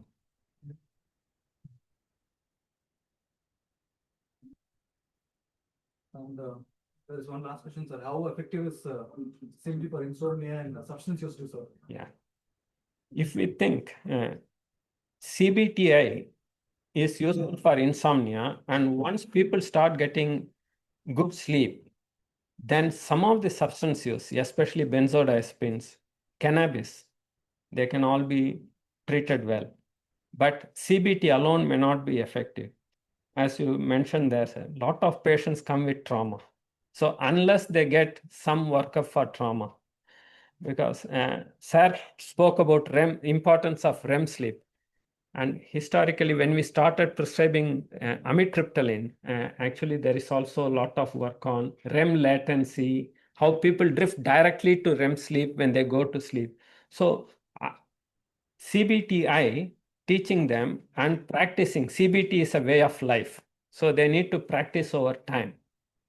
And then part of CBT is also to educate them about the effects of substances, not just suppressants like benzodiazepines, but also stimulants like meth. So once they start understanding this, and motivational interviewing. In my unit, we have a group of peer practitioners. These are people with lived experience. They use a lot of drugs and this. So they do motivational interviewing. Then we involve some of the people with dual diagnosis with an organization called Palmerston, so that they go there, stay there for up to 3 months.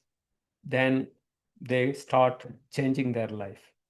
So CBT is effective in some insomnia patients with substance use, but not everyone, unless they address the other issue.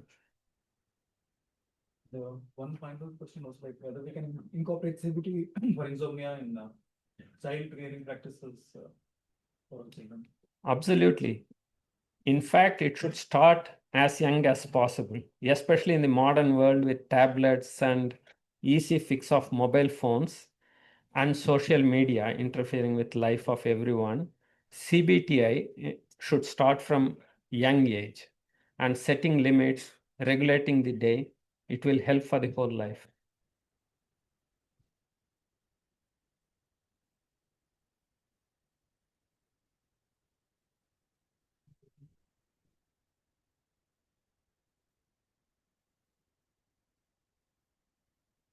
Thank you so much, sir, for your comprehensive and thought-provoking session.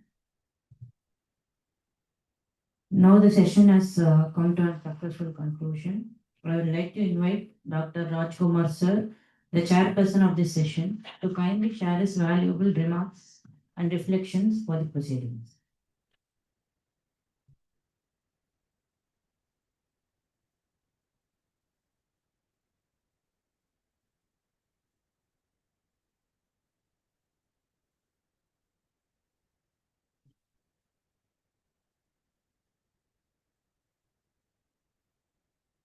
Cognitive behavior therapy has got a long and hoary past, where it was started originally for depression and it's been used in many, many conditions, including psychosis. Now, for insomnia, the long-term issues are more important than short-term issues, meaning that insomnia has got is likely to become chronic in many cases. And in most of the cases, medicines are not the answer. Drugs are not the answer. And drugs make them dependent rather than giving them good quality of sleep. So much so that as a practitioner, I've been it's been very, very difficult for me to wean away people from any drug which you give for insomnia, whatever nature of the drug is, even amitriptyline, even quetiapine, because they think only with that they get sleep, and they're so scared to stop the medication at all. So the best answer for that must be a skill development through CBT insomnia, and with that, I think we can have a lasting effect. So I would say, in overall, this is a very good therapy for insomnia, and I would really expect Dr. Madhavan to do the job by giving us the skill to practice in our midst. Thank you.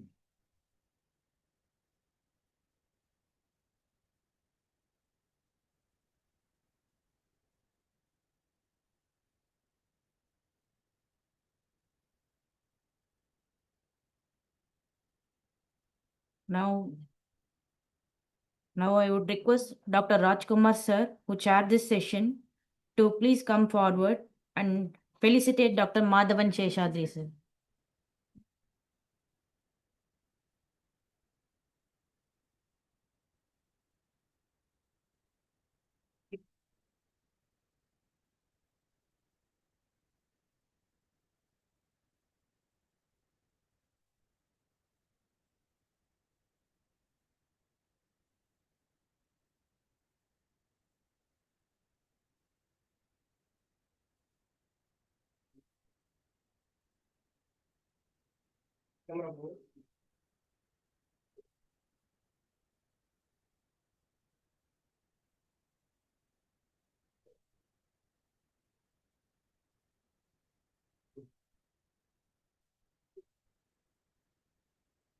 Now I invite Dr. Suresh Kumar sir to please come forward and felicitate Dr. Rajkumar sir.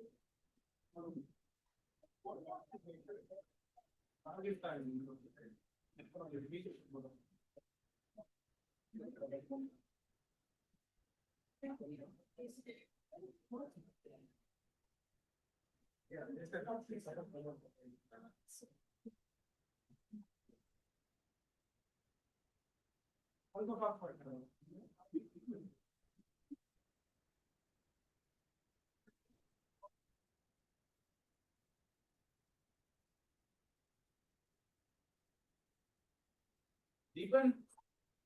Deepan.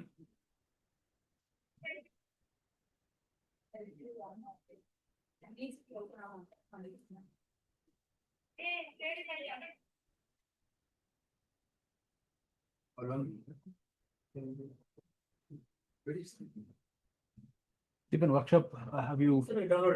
Yeah, okay. Dear all, we will resume the workshop in a few minutes. You have figured out the lights? Deepan? Sir, first one is this for first one. That glass, left side glass. This one? Yes. Which one? This light will go off. Next line? Next line, I think it is outside. Yeah. Next line means the second one. I think she switched off this one, I think, For what? for this lights. Really? They will try, I think that person. This one. I know. I think UPS is there. Projector will switch on. In this one?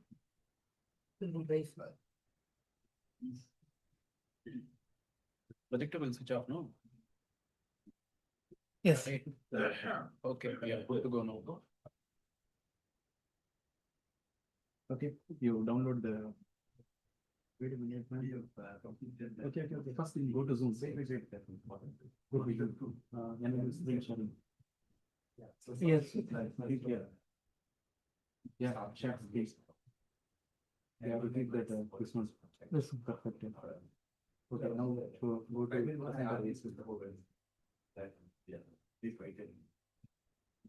Yeah.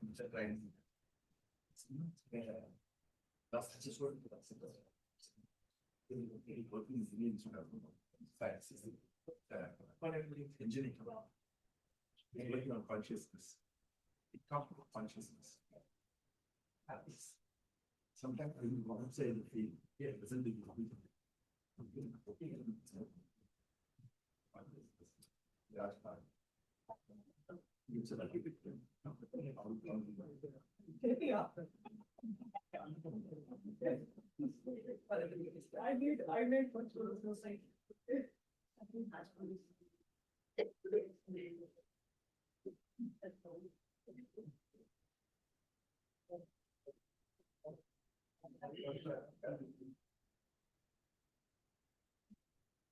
You meet anybody there?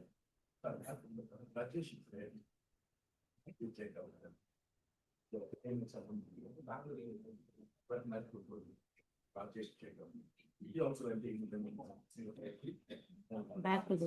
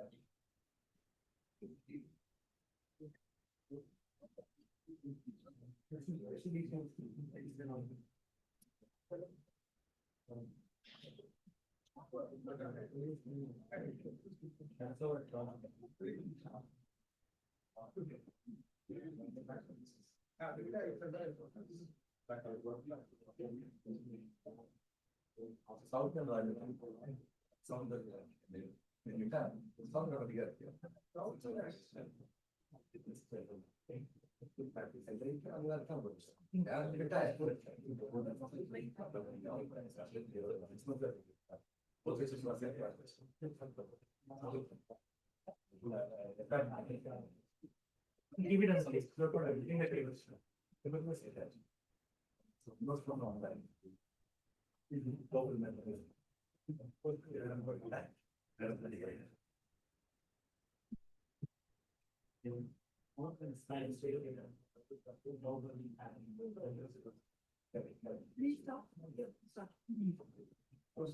Welcome back, everyone. I hope you had a refreshing break. Let's continue with our session.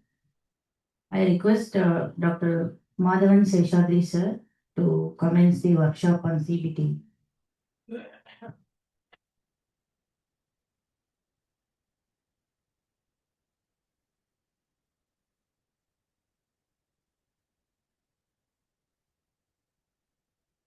Are the slides shared also or not shared? Shared, okay. Okay. Thank you all for joining me for this session because I thought we'll have less audience. I'm amazed by this number, but thank you. If the online participants cannot hear, please let me know. I'll try to be loud as possible. And thanks to Professor Priya Madam for stimulating me to compile this document, because my original plan was to present about our work, but then Madam said, why don't you tell about CBTI? So I compiled it in such a way, first part of it, few slides, it will be about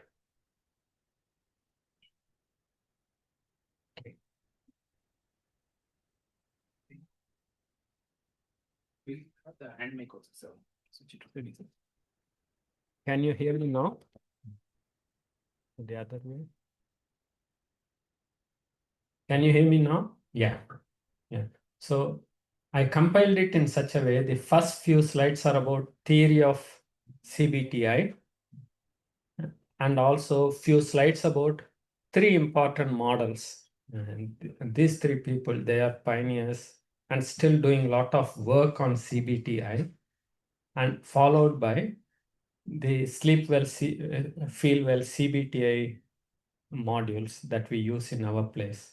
That's how I have designed the whole thing. Yeah. And also here and there, I'll introduce some of the theoretical bits, which will help you to understand why we do certain things.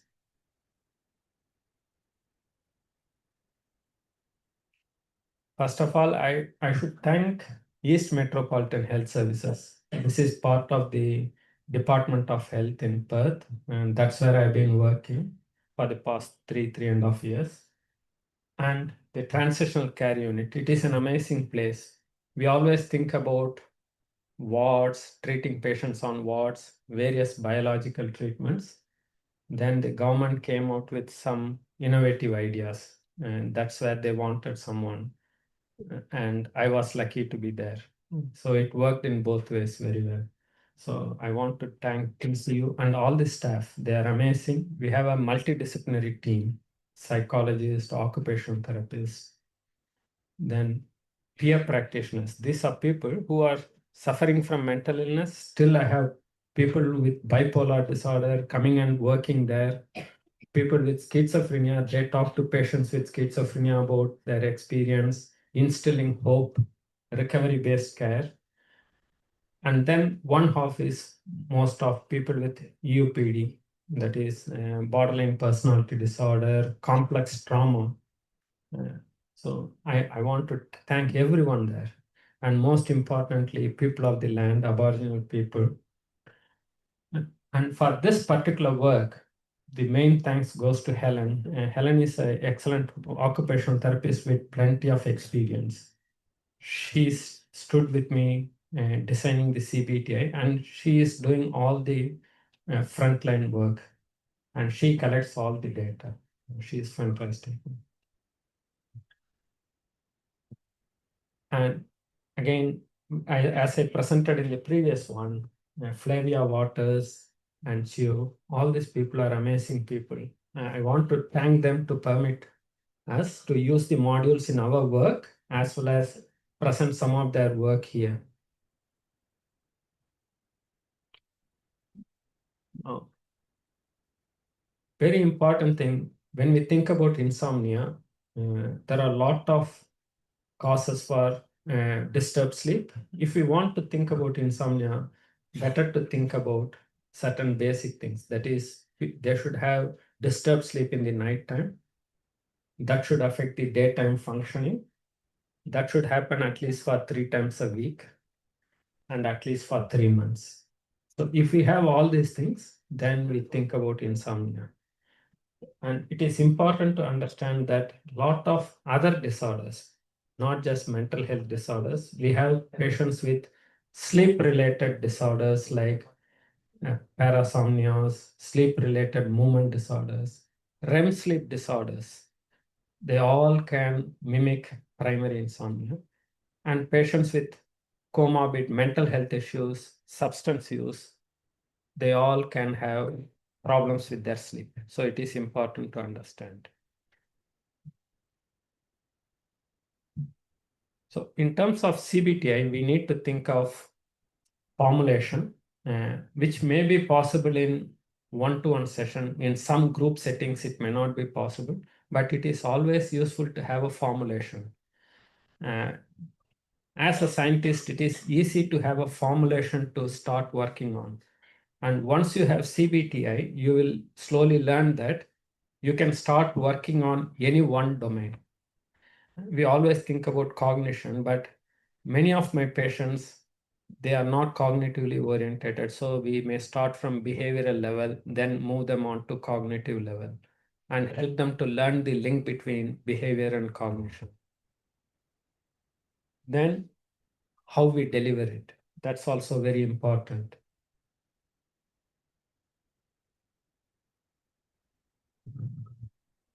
First and foremost thing is always assess their sleep. That is, what is their sleep pattern? What is their daytime functioning? Then, is there any sleep related disorders? If we think about sleep pattern, originally, historically, when people were there, pre-industrial times, if you go to YouTube, there will be some YouTube clips.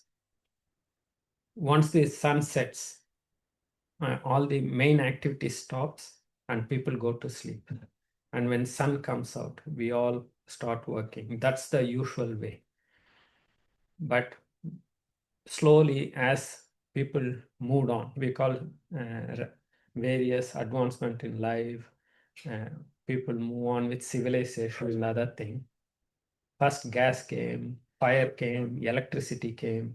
One by one, as things came, we have light, and the light stretches our day. Then we also think about working in the night time, working for prolonged hours. So in a way, that all affects our sleep.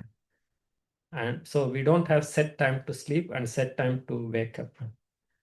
The reason I'm telling that is we all have a myth and that we should sleep in certain time, we should wake up in certain time. And that is one component we address in CBT, the rigidity.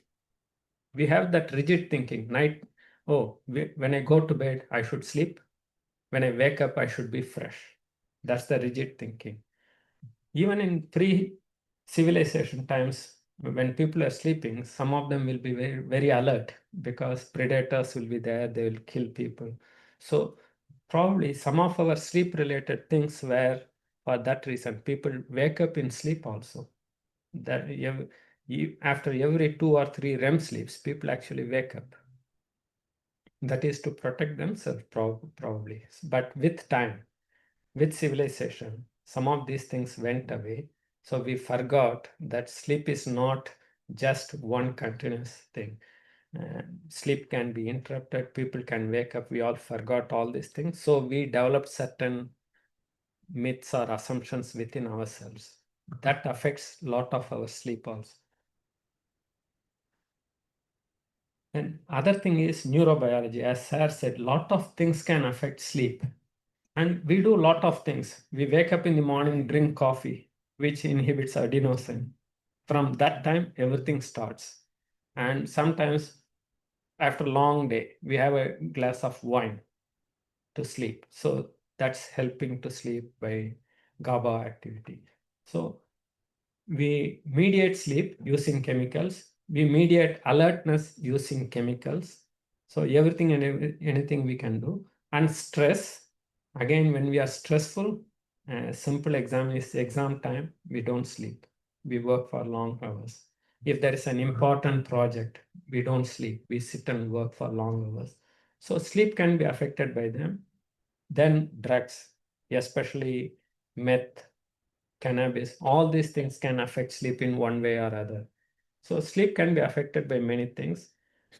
And the common thing now people are more and more aware is the effect of trauma.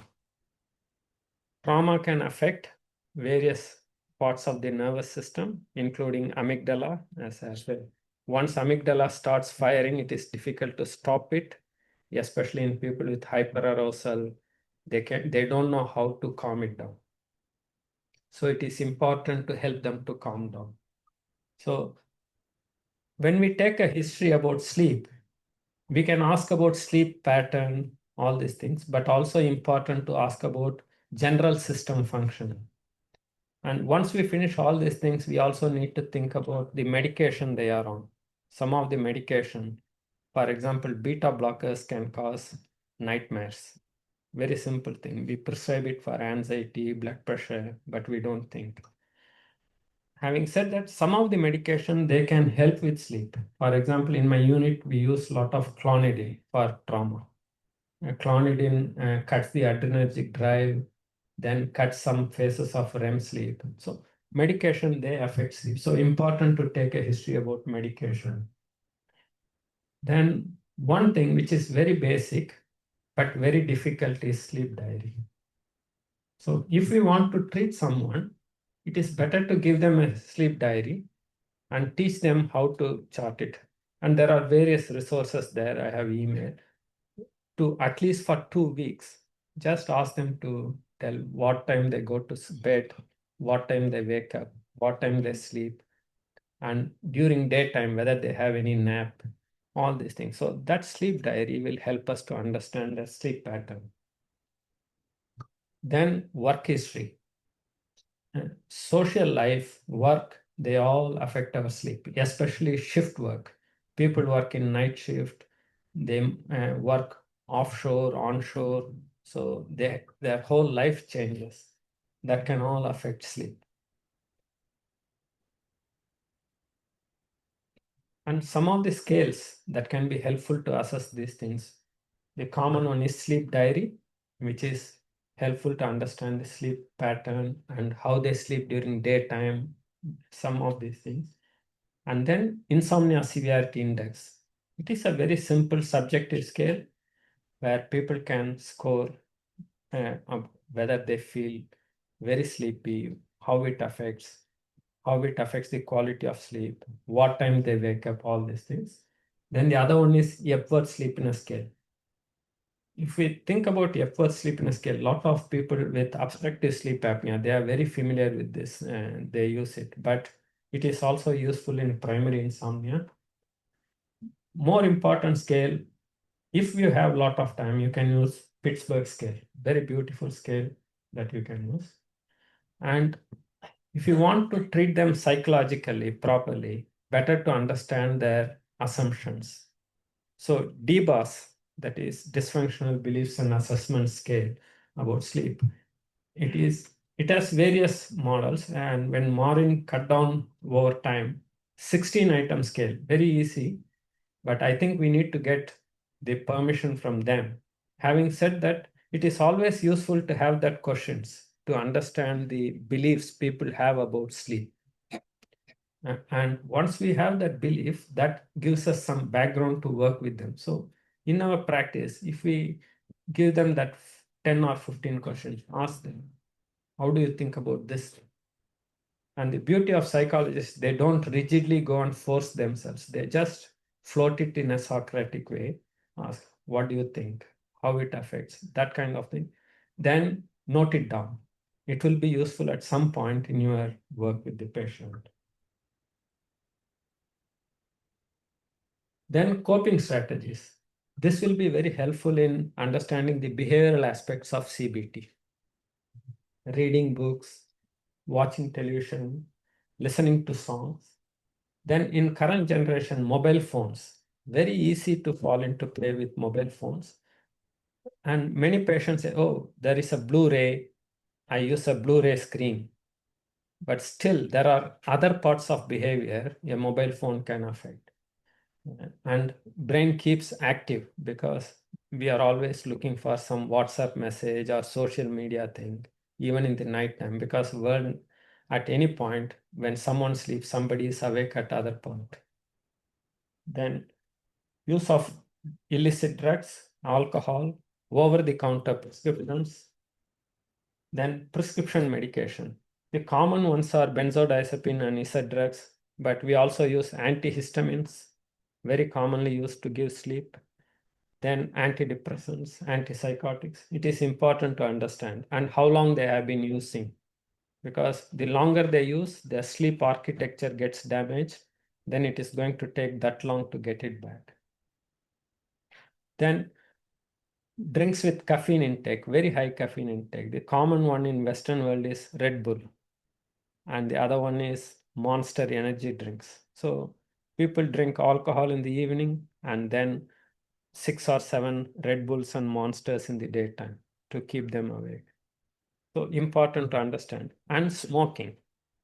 Again, smoking affects sleep in many ways.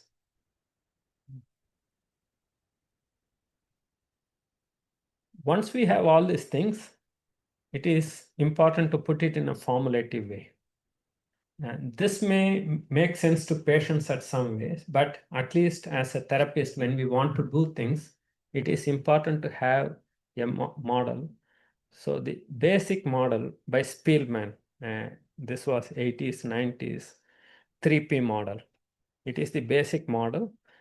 And this model, I think, in all psychiatry and psychology, we have this predisposing, precipitating, maintaining factors or perpetuating factors. These are there. So this 3P model actually helps us to understand some of the ways chronic insomnia develops in people.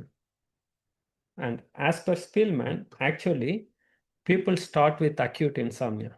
Some life stress happens, something happens in life, and they are predisposed, they are vulnerable.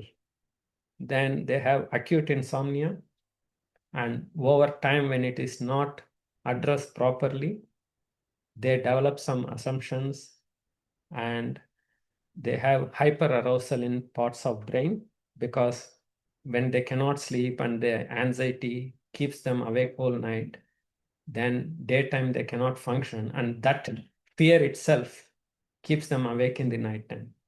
Because sleep should be a normal process. When we force ourselves to go to sleep, we don't get that sleep. So they are fighting with sleep. So important to understand that. So then it becomes a chronic insomnia. So chronic insomnia is actually maintained by a lot of our beliefs and behavior. And that is where CBT is very effective. Now, we can simply put all our history, mental state examination, and then various scales that we have into this 3P model. And then we will be capturing some of the things like maladaptive habits. That means if we want to work long hours, keep smoking or drink coffee excessively or take Red Bull, those kind of things. Or we don't get up in the morning at the right time and have some physical activities. Then we can also capture some of the dysfunctional beliefs. The common dysfunctional belief is once we wake up, we should be fresh. But the research has shown it takes at least 2 hours for people to be fully functional. But if we tell that to patients, they won't take it in the first instance. They'll say, oh, doctor, I didn't sleep the whole night, so I am tired. Whereas people who sleep for the whole night, they will still be tired first thing in the morning. It may take at least an hour or so. That's where we start drinking coffee to stimulate our brain. So it is important to understand the beliefs. And these beliefs, they came over centuries, I think. We all developed some beliefs about the nighttime, daytime.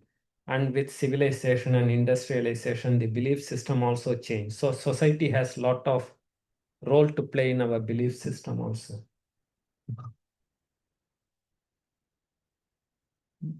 Then some of the things we can modulate in our work is related to sleep hygiene. That will be covered in environmental changes. For example, how we can change the environment to get some good night's sleep. Alison Harvey, she has done a lot of work on bipolar patients with sleep difficulties. So this is the simple model. Over time, she has refined it further and further. But I thought this will be helpful more as a behavioral perspective.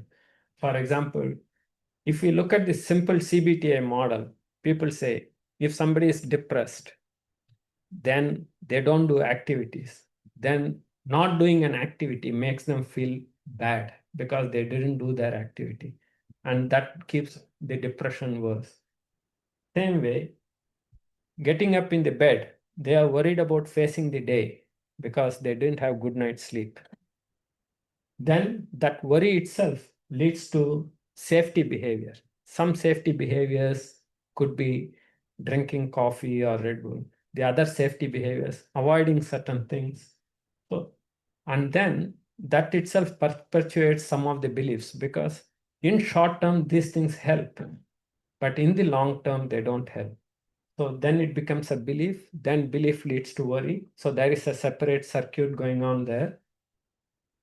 Then worry leads to arousal, hyperarousal in the daytime, and over time, we don't have distinction between day and night. So this arousal continues. Then we have misperception about various things that happen. That leads to chronic insomnia. So this is the simple model to understand how a behavior could change and perpetuate our sleep problems. So this is an example. So gets up at maybe Monday early morning, 2 o'clock. Then what's going to happen today? I can't sleep anymore. So it is going to be a disaster. So that's the thinking that comes. Then people are anxious, they can't go back to sleep. So either they lie down and think about various negative things, or they take a sleeping pill. Then they can't get up at time. That's the safety behavior. Whereas they may be clock watching. That's another behavior. So they keep looking at the clock. Oh, it's 2. I need to be sleeping now. So then after 10 minutes, again they watch the clock. Oh, time is not going at all, 2:10, 2:20. So another behavior which keeps the insomnia. Then when they get up in the morning, already they have the idea the day is not going to be good. So the day is not good at all. But they survive, which they don't appreciate. They would have done the work. They don't even think that they have achieved some of the things they could have done on that day. And that goes unnoticed. And that is the misinterpretation, and they don't register in their brain. So this cycle continues and this maintains insomnia. So this is another model, a bit of cognitive model. So the previous one was a behavioral one. This is a cognitive one. Then Charles Morin from Canada, he has done again a lot of work on CBTI. So as per him, yeah, good CBTI has 3 components. One is the cognitive component, where you think with the beliefs and then worries, those kind of things. Then the behavioral model, where you think about the safety behavior and the other behaviors related to use of alcohol, drugs, and then daily activities. And even with the sleep, there are some behavioral techniques, and that's I'll talk later, like stimulus control, sleep restriction, sleep compression, those things. And then psychoeducational domain, that is where first we start with sleep diary and sleep hygiene, but over time we need to start talking about these beliefs, and we may reapply the score and see whether this shifts. And gently we can ask the patient, see, first time you came and you said this to me, do you think it is the same? That way it helps us to understand whether we are switching them slowly from the mode of total negativity to partial positivity. So all the 3 components will be there in a good CBTI. Having said that, because of the difficulties, nowadays we have BBTI, that is brief behavioral techniques. So even that is scientifically effective. Or cognitive therapies alone, that is again effective. So, or a mix of all these things. So it depends on what is our convenience, how we can use, and depending upon what is the understanding of the patient. Some patients can understand cognitively and they are ready to challenge. Then we can use cognitive strategies. Some patients, they say, doctor, I don't want to go to that level, but I want to improve. Then going with the behavioral strategies, that will help. So CBTI, the basic components as per Morin includes stimulus control. This is a behavioral strategy, which we will talk later as I go through further slides. Then sleep restriction. And this is another behavioral strategy. Then relaxation training, again a strategy. I still remember day 1 when I went to IMH, I was taught about Jacobson's technique. And I used to teach patients for 20 minutes about Jacobson techniques and incorporating with regulation of breathing. Of course, we have moved on from there. Now we have visual imagery, guided imaging, lot of psychological techniques to relax people. And it is important because hyper-aroused brain without relaxation, it cannot go to sleep.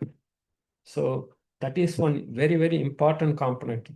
So in CBTI, things that appear very simple, they are very powerful tools for us to use in our practice and very easy to use also. Now we have a lot of YouTube clips to teach patients. So once we tell the patient, we can also give these resources. You go through this. And online apps, which I'll show in the end, and especially the American one. It is very good. It is free to download. We can use it. Then we can tell the patient how to use it. Then they can practice guided imagery and other things in their life. Then cognitive therapy. This is where slowly challenging their assumptions and beliefs, then helping them to change their cognitive errors.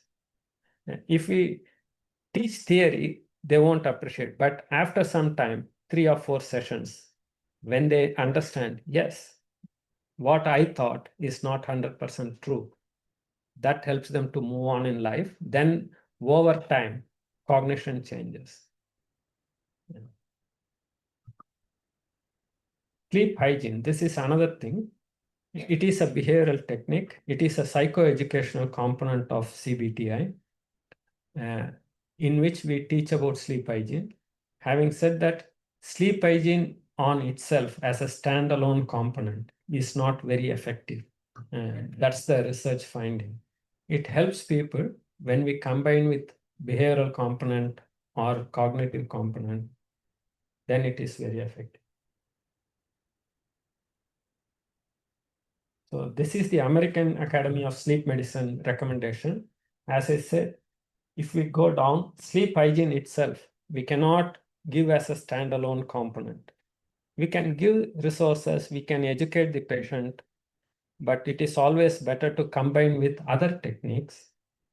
And even if we are not combining these things, we may give some lifestyle things, especially regulating activities, relaxation skills, then help them to sleep during wind down in the evening time. That will be very helpful. Then the strongest one is multi-component CBT that involves cognition, behavior, as well as psychoeducation. Now, thinking about things, it is all good in paper, but when we want to deliver it, a lot of variables come to play. First and foremost is money. Because second thing is resources wise, psychologists, because we all think psychologists are the people to do CBTI, but slowly things should change. In Australia, some GPs, general practitioners, they are very good. So they do brief CBTI with the patients. So once everyone starts doing 15 minutes CBTI is a very famous thing now. So once people start doing at various levels, it will be useful. But then also for patients to remember everything in between the session and do the homework, they need some resources. So important to think about online CBTI. Then some online apps. Thanks to technology, we have lots of apps available for well packaged CBTI, or we also have sometimes individual things. We have sleep diary apps. We have various other apps to help relaxation. Again, there are apps. We can use those apps and help the patient to follow them at home. Then the second thing is one-to-one intervention. That means usually CBTI is delivered over 4 to 6 sessions. Sometimes we go up to 10 sessions, 40 minutes up to 1 hour. But how much a patient can afford, we can see. If the patients cannot afford one-to-one, then we need to think about group settings. It is also to do with the therapist time, because if the therapist is not having enough time, they may have like-minded people, 4 or 5. We have around 10 patients, 8 to 10 patients per session. But if it becomes too much, like 15 patients, it becomes like a lecture, which is not useful. And it is important sometimes group therapy helps because people will come out with their own beliefs. Doctor, what about this one? Then we need not challenge. The another patient will come and challenge them. When it comes from another patient, it has more power than when it comes from a doctor. And so group therapy has its own advantages. But it is important to moderate the session effectively. Otherwise, people will go into rabbit holes, then they never come out. Then the whole ethos of the session will be lost.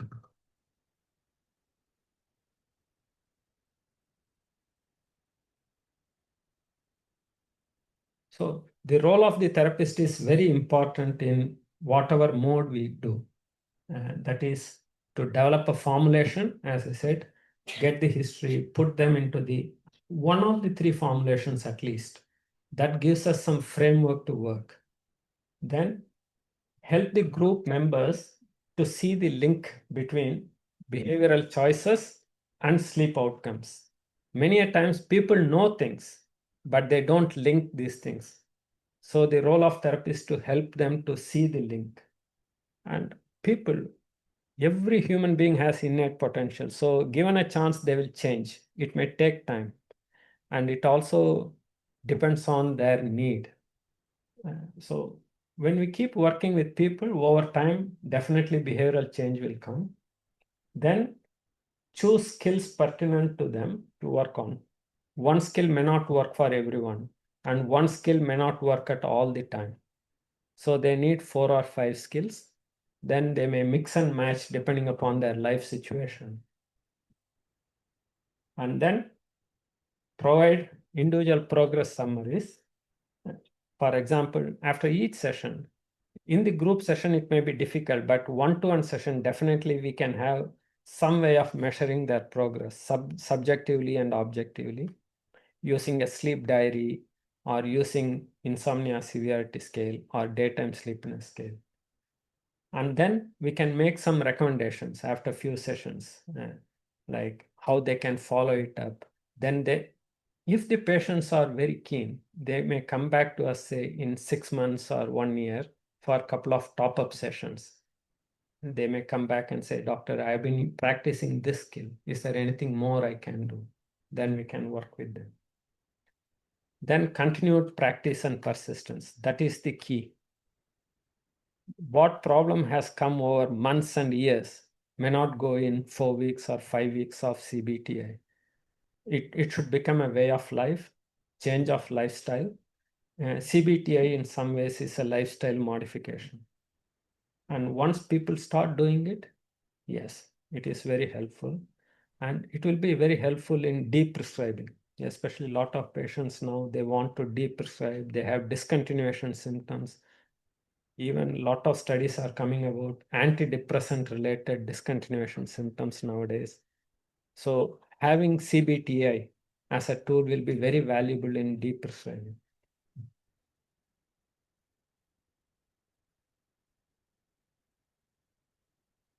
So that is the first part of the session. If you have any questions, I'll answer there. Otherwise, I'll go to the second part.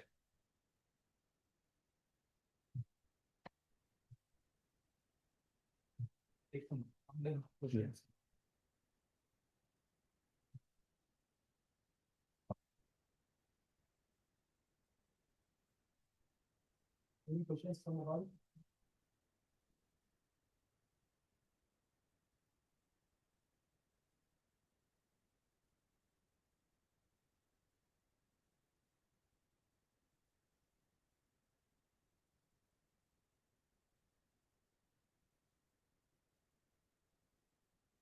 Question is how effective is CBT identity of insomnia expenses? I think they are from previous session. Yeah. Do you routinely do sleep study for primary insomnia? In my place, we don't have facility to do sleep study. Sleep study is a refined one, usually done by respiratory physicians or specialist sleep physicians in Australia. So we need to tell the GP to refer them to sleep specialists. During my history, I always ask about snoring and whether the snoring varies. And is there a labored breathing in between? And then if there is obesity, especially a lot of patients on psychiatric medication, antipsychotics, we have moved on to newer antipsychotics with which a lot of metabolic syndromes are happening. Obesity has come. So these patients, obstructive sleep apnea, it is very common. So in those kind of patients, yes, I tell the GP, why don't you send them to a sleep physician or a respiratory physician? We don't do it on our own. How effective is CBT for chronic insomnia of more than 20 years? Yeah. CBTI itself is for chronic insomnia. So if it is for more than 20 years, yes, it will be effective provided patient is motivated and they start working on the skills. And it also depends on what we see as effectiveness and how we measure it.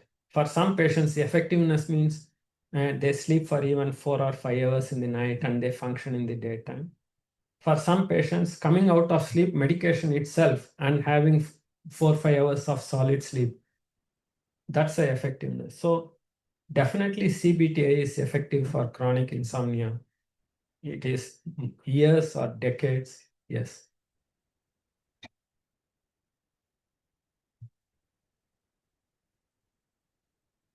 Insomnia criterion is it's chronic insomnia. Yes, DSM-5 is 3 months. Various organizations, they have various criteria. Primary insomnia, we go strictly with this 3 nights per week, 3 months rule. Other than that, yes, we have 2 important criteria, that is disturbed nighttime sleep and how the daytime is affected, and it goes on and on. As long as that is there, yes, we should start using CBTI techniques to help them to have good night's sleep and better daytime functioning. And I don't understand fully this word. I need some explanation about paradoxical insomnia. Then I can tell. Yes. I think it normal, which is more better. When friends are biphasic, in medieval, they will sleep like they will sleep 3 to 4 hours, then they do some work, then again they will sleep. Yeah. Very good question. Sir said about some people, Chinese especially, sleep for half an hour in the afternoon, then sleep. Originally, we changed the way we sleep, isn't it? It is because of the need of the hour. So many people say afternoon short nap gives better functioning. But we also need to think how it is going to maintain the sleep drive to have a better night's sleep. And those 2 things are very important. As long as it maintains the nighttime drive. And the second thing, the person shouldn't think, oh, I slept for an hour in the afternoon, so I won't get sleep at all. So that's the rigid thinking process. So the question is very good, but the answer also involves how people think about the sleep. Sometimes for the exam time, people think, okay, if I sleep in for 2 hours in the afternoon, whole night I'll be studying, then morning I'll sleep, which works. So as long as it works, it is okay, but it should be for short term. Paradoxical insomnia, they are asking about sleep perception disorder, that is, they sleep for adequate duration, but maybe they may be non-trustful or there may be some operation interfaces. Thank you. Yeah. So that is sleep quality. So when people feel the sleep quality is not good, then we need to start thinking why it is not good. Again, CBT is very effective because it also helps them to understand about what is the actual sleep quality. Because we all have individual perception and individual idea about what is a good sleep, which may not be the actual reality. So that way it will be helpful. And in other cases, for example, people who don't sleep well in the nighttime, there could be other reasons like sleep related movement disorders, REM sleep disorders, very common, trauma. People with PTSD, trauma, they don't have proper sleep at all. So if we think CBT is the only thing, yes, it will help them, but we also need to help them to process this trauma. And so when we combine it with other things, then lifestyle modification, yes, it will be very effective. Yeah. Patient was then where the itchy also could have made the sleep of the patient not being sleepless and can Yeah. breathe. Yeah. Yeah. So that's power nap. Yeah, power nap, biphasic sleep and other things people ask. So various strategies people use over time to see how we improve our functioning. But people don't think about how we improve our sleep. Power nap and other things, it is to improve our functioning. Yeah, it could be helpful to some people. We all are different. We need to see which one helps us. As long as it helps us and it helps us to improve our functioning, it's okay. That's where we need to start thinking about individual variations and how we individually adopt these things. So first step for any client presenting with insomnia is to start CBT, right?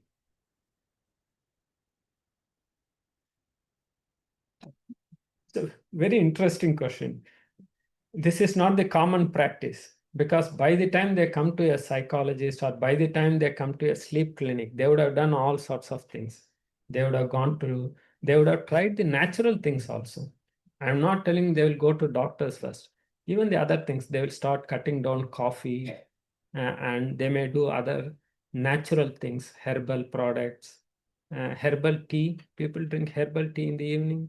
Then they may go for short walk in the evening time, nice shower in the night time. So they try all the strategies. Then they come to doctors. And most of the time when they go to doctors, first prescription is the sleep medication. So the best is, when possible, when they come to us, we need to catch them. And that's the best answer, I think, here. So even for acute insomnia, yes, we can use CBTI. But when person is acutely in distress, they may not be able to use cognitive strategies. So they may need to use behavioral strategies there. And some of them, if the hyperarousal is too much, they may need some medication to calm them down. A woman in UK sleeps from 10 a.m. to 3 p.m. during the day, but is awake the whole night. What is the strategy to help her? Yeah. Again, this is sleep-wake cycle reversal. So what we need to know from this woman is what she wants to do first. Because as I told in the 3P model, this would have started at some point as a mechanism to help her to keep awake. For example, it could be a shift work, nighttime, or it could be to protect herself from trauma in the nighttime. So she may be sleeping. Or lot of adolescents there, they will be using social media, video games for the whole night. They sleep in the daytime. So we need to understand why they are doing it. And the second step, they want to change it. Then we need to slowly think about various strategies like calming down, winding down in the evening time, and then slowly moving the sleep. If they are very insistent on medication, in the UK, melatonin is not licensed for other sleep disorders. It is licensed for any sleep-wake cycle disturbance. For example, people sleep in the daytime and awake in the nighttime. So to reset the sleep. Having said that, pure CBT itself may be enough to reset the sleep cycle as long as the person is committed. There is one more question now. Chat. Is there So anything? we have asked what to do if the person gets addicted to the very apps we may use to treat insomnia. For example, CBTI is now available as an app. Yeah. What if they get addicted to the app itself? Yeah.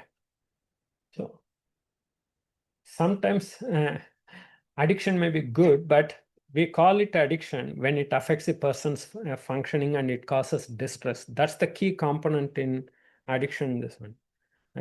So we need to understand why they are getting into that one.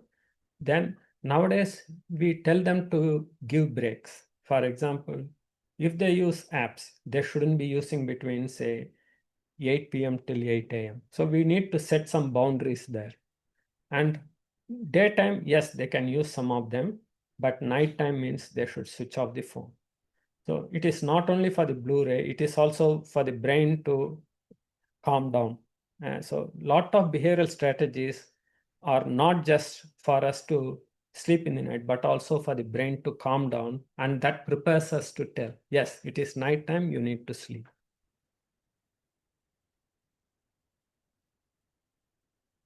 Okay, yeah, thank you.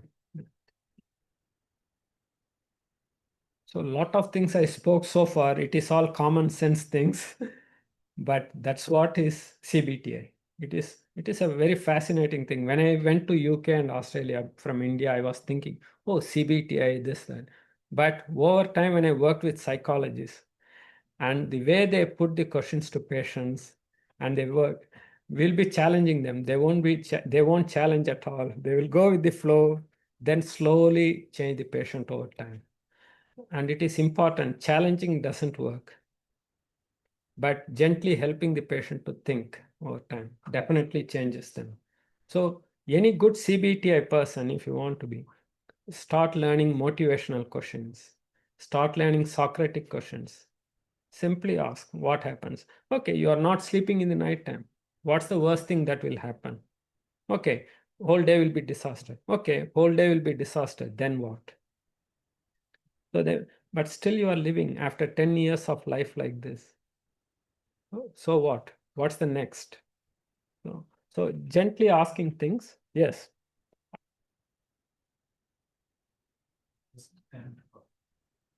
Okay. Thank you. So the next component, if you all need a break, we can have 5 minutes break. If not, we can continue here. Continue. Thank you. So sleep well, feel well for CBT. This is the book written by the psychologist in Australia, Perth, especially they all worked for UWA. And this book actually has various components in it.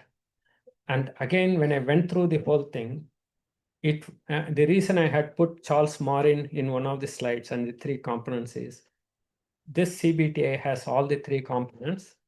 And the way we deliver, that's what I'm going to talk in next 30, 40 slides. So some of these are actually patient information there. Some of the slides I skipped, but we do regularly. For example, giving the questionnaire to patients, then gently asking the patient towards the end about what changed in the last thing. Then there are certain components we use that will come in the slides called motivational boosts. So those are the things that will be coming up in the next few slides. So learning about sleep and behavioral skills. This is the first session that we use. The first session is always about psychoeducation, but also gently we introduce some of the strategies. So in terms of 8 modules, I told in this book, first 2 modules, that is learning about sleep and behavioral and sleep skills. These are the 2 modules we touch in our groups. So we introduce these things to patients. We also tell some confidentiality aspects, then go into myths and facts about sleep, then some checklist, and also, yes, small YouTube clip is there.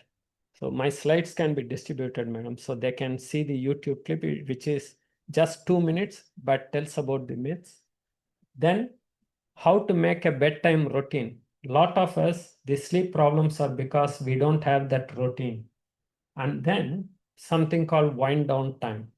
We don't have wind down time at all. It is a continuous day, and when we want, abruptly it ends. But the brain may not end itself in that way. So we need that routine. Then sleep restriction or sleep control. There is a technique called Googles, which is very simple technique. Get out of the bed if you can't sleep. Then summary. This is the first module. And we always distribute this to questionnaires to patients. and it is an anonymous. They don't put their name or anything. They just return it to them. Having said that, some patients, they put their name and say, doctor, I want to measure it. So we help them to see.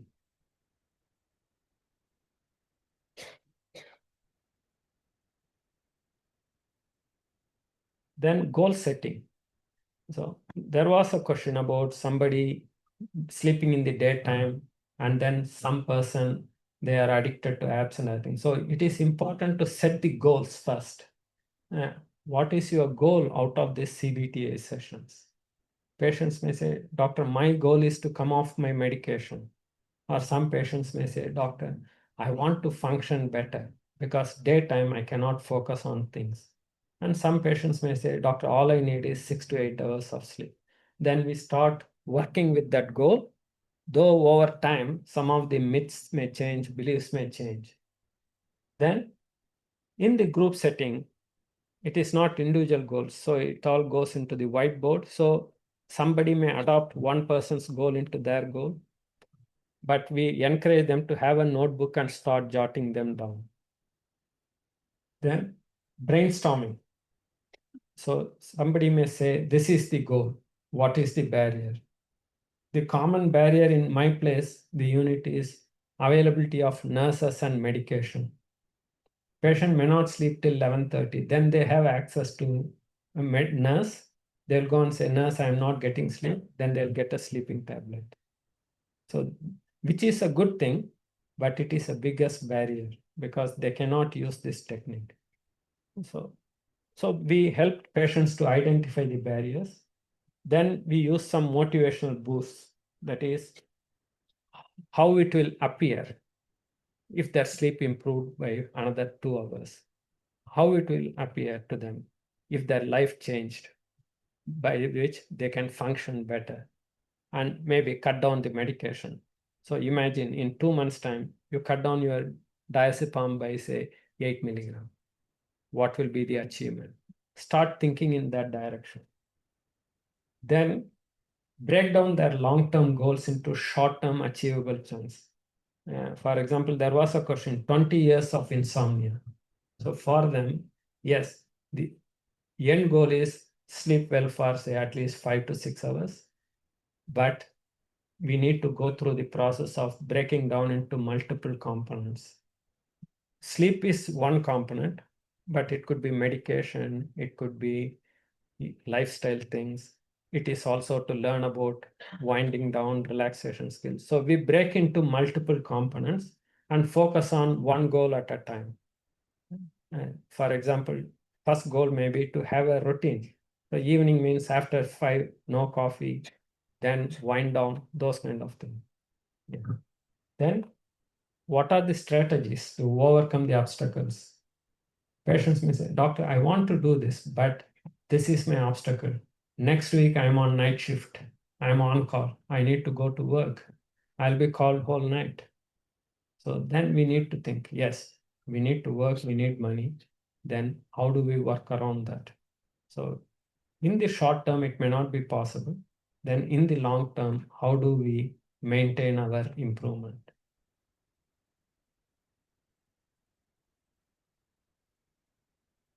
So we always put the goals using SMART goal principle, but also ask them to have a scale. How important is that goal? So they may have 4 goals. They may choose one goal as the top most important one. So we select that goal and start working with that goal first. Yeah. Then a bit of motivational boost, you can see what difference would it make for you to sleep better. Then, so they have the goal, but also they visualize how their life will change once they start using that goal.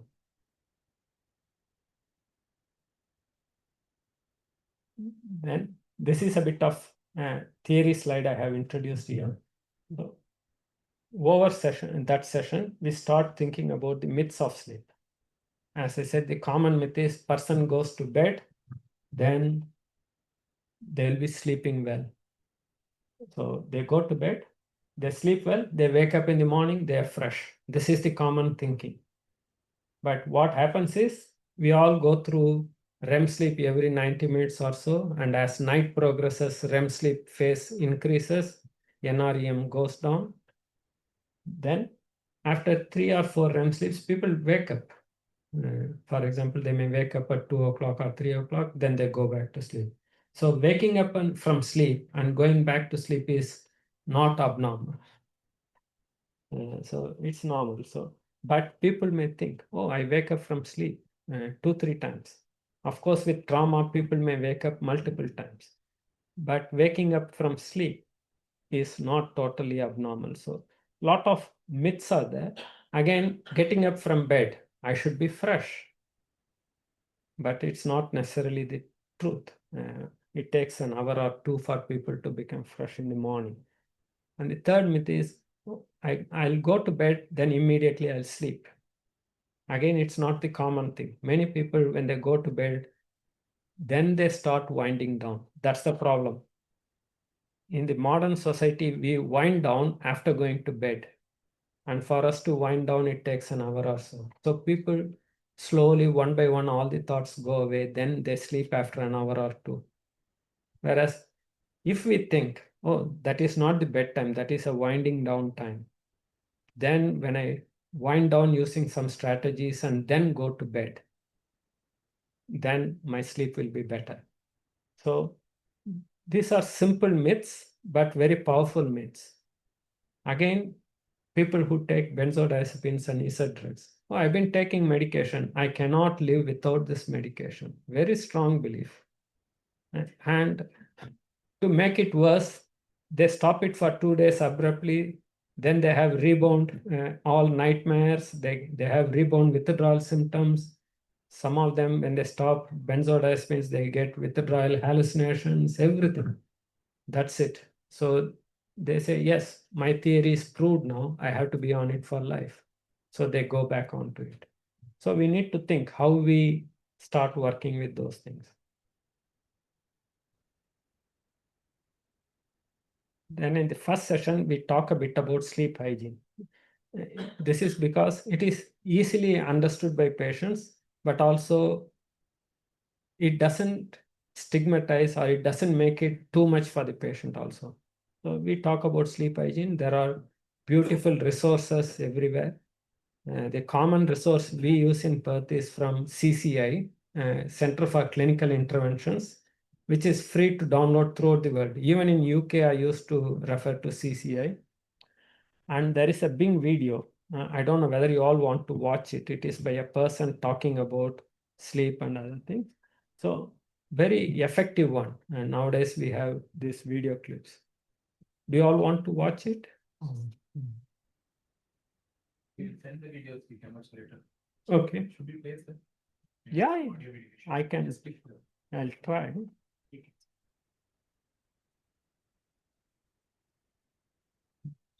Yeah, yes.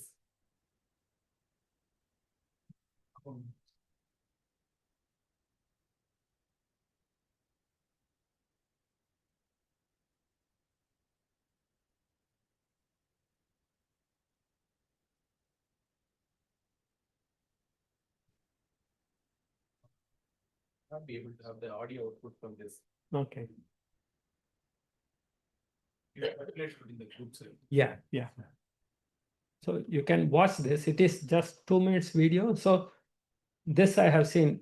If we give long lectures, long videos, people lose interest. So 2 minutes, maximum of 5 minutes. And if we include animation, if somebody is developing apps and I think including some animation, having only one message, and that gives powerful outcome. Yeah. So sleep hygiene, we introduce in the first session in our this one. Then sleep tips. That is, we think about bed for everything. And many people, because of the life situation also, bed is everything. They do their projects in bed, sleep in bed, smoke in bed, everything. So the purpose of bed is lost. So we always tell the patient, bed is for sleep and sex and sickness, third thing. So if you are sick, you may use the bed in the daytime. Other than that, keep a chair. So if you are not sleeping, use a chair. If you are sleeping, then this one. And don't watch YouTube and other things in your bed. If you want to watch, get up, sit in the chair and watch. And that's the first thing. Then activities. During the daytime, what activities could improve the sleep drive? In one of the slides I have come, Sarah has told about the switch between circadian drive and sleep drive. So I have put it in a simple way in one of the slides. And our sleep drive should increase to get some sleep.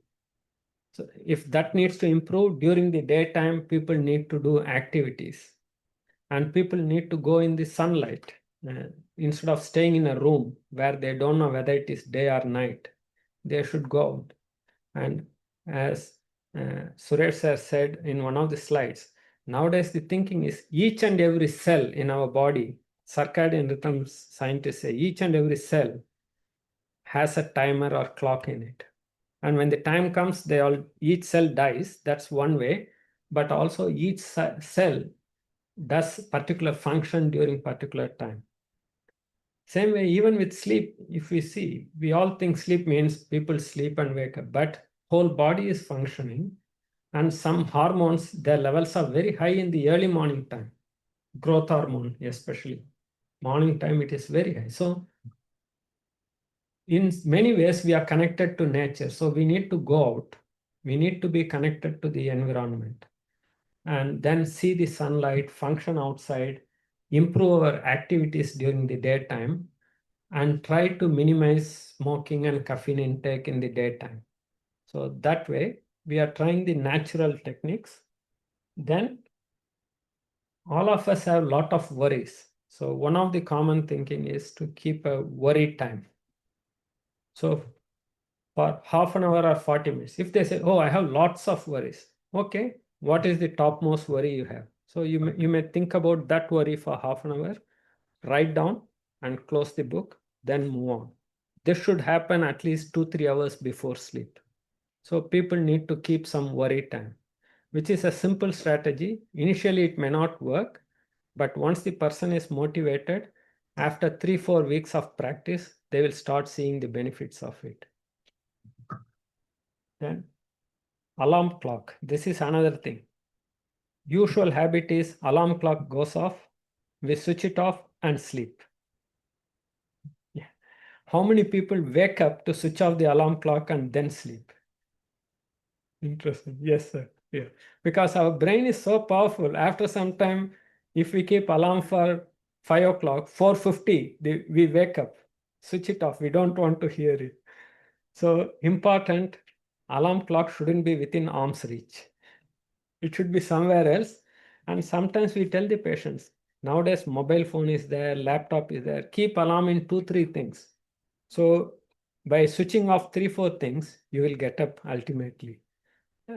And when you wake up, you don't think, oh, I'll be fresh immediately. So sit and do some breathing, warm up, then get out of bed. So important. Then for the evening time, winding down time, relaxation exercises, imagery, they are all very helpful.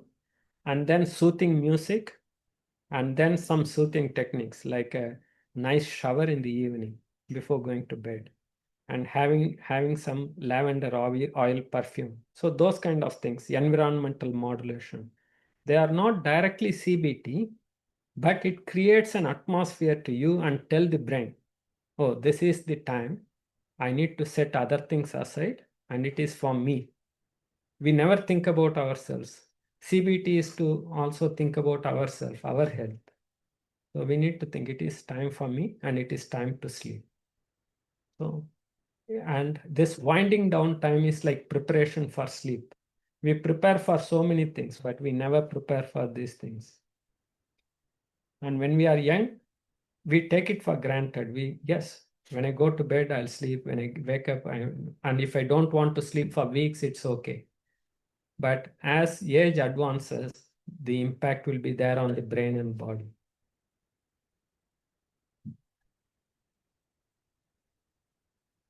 So these are the don'ts for sleep. That is noise late at night or early in the morning.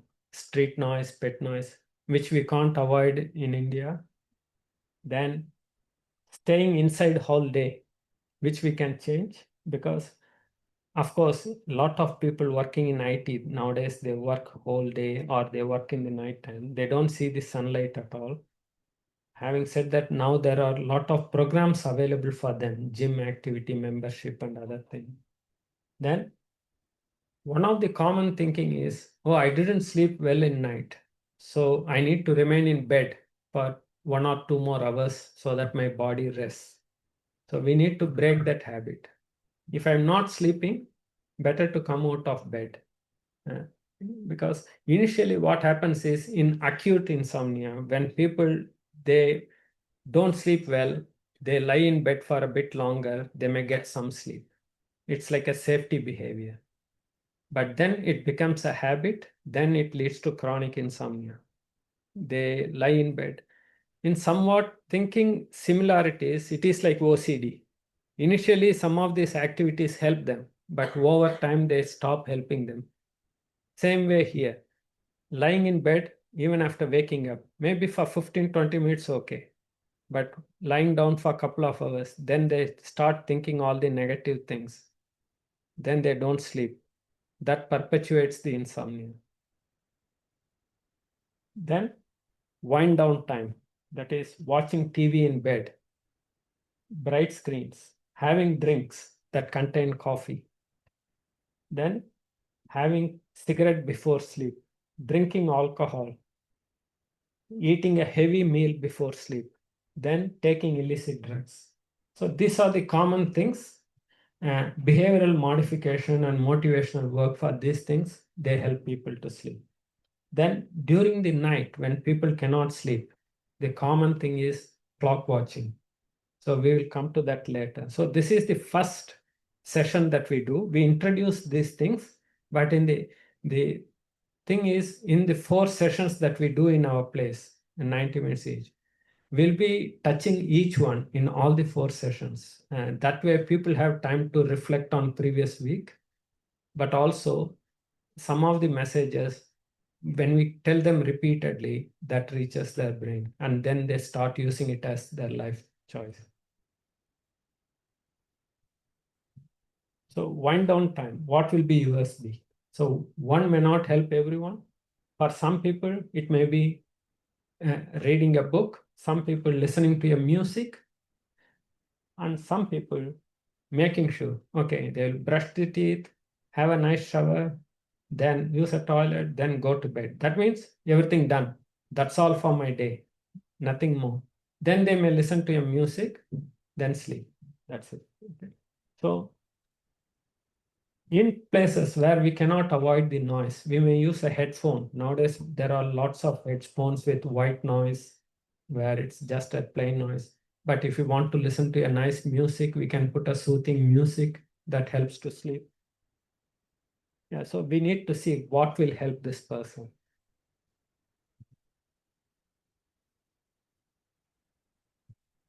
Then Gubix, this technique is very simple.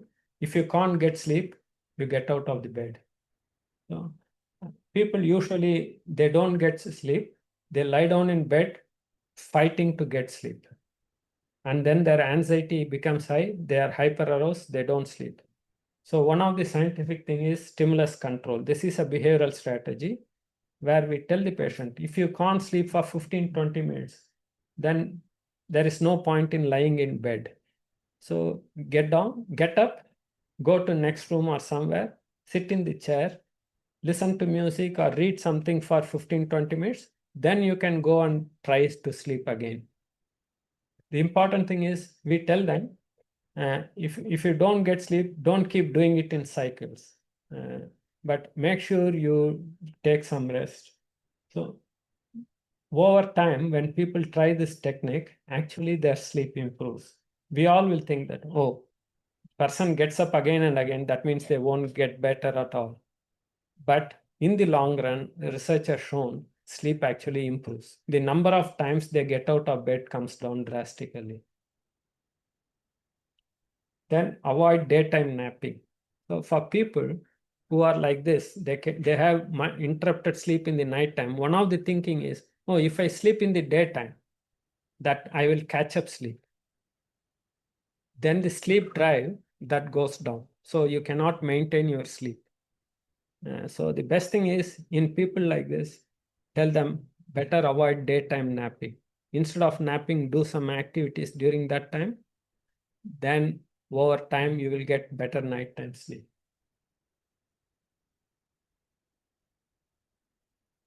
The other behavioral concept is sleep restriction. The common thinking is, oh, I should sleep for at least 8 hours. But many people, they sleep okay for 5 hours or 6 hours. After that, the whole sleep is interrupted sleep. So there is something called sleep efficiency. That is, you ask them how many hours you spend in bed. You may go to bed at say 11 o'clock in the night. Then you wake up at 9 o'clock because you didn't sleep till 3 o'clock. Then you thought 3 to 9 I should sleep. So you calculate how many hours you slept, how many hours you were in bed, multiplied by 100, sleep efficiency. The optimum efficiency is not 100%. It is only 85%. This is important to realize. And most people, 75 to 80 is okay. So we also need to think we shouldn't be restricting too much about sleep. That means if people say, I'm not getting 8 hours of sleep, then we'll say after 5 hours, you need to get out of bed. That's how the things go. And one group of researchers say, never tell them to restrict below 5 hours.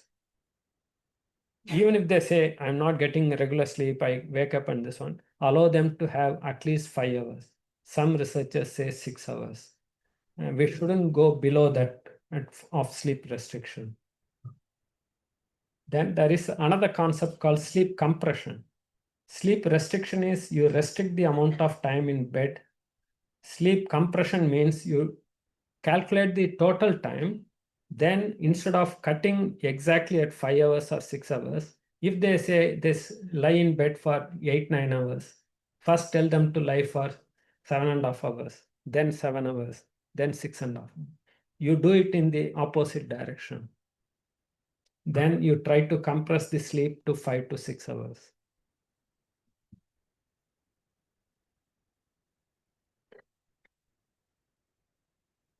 So,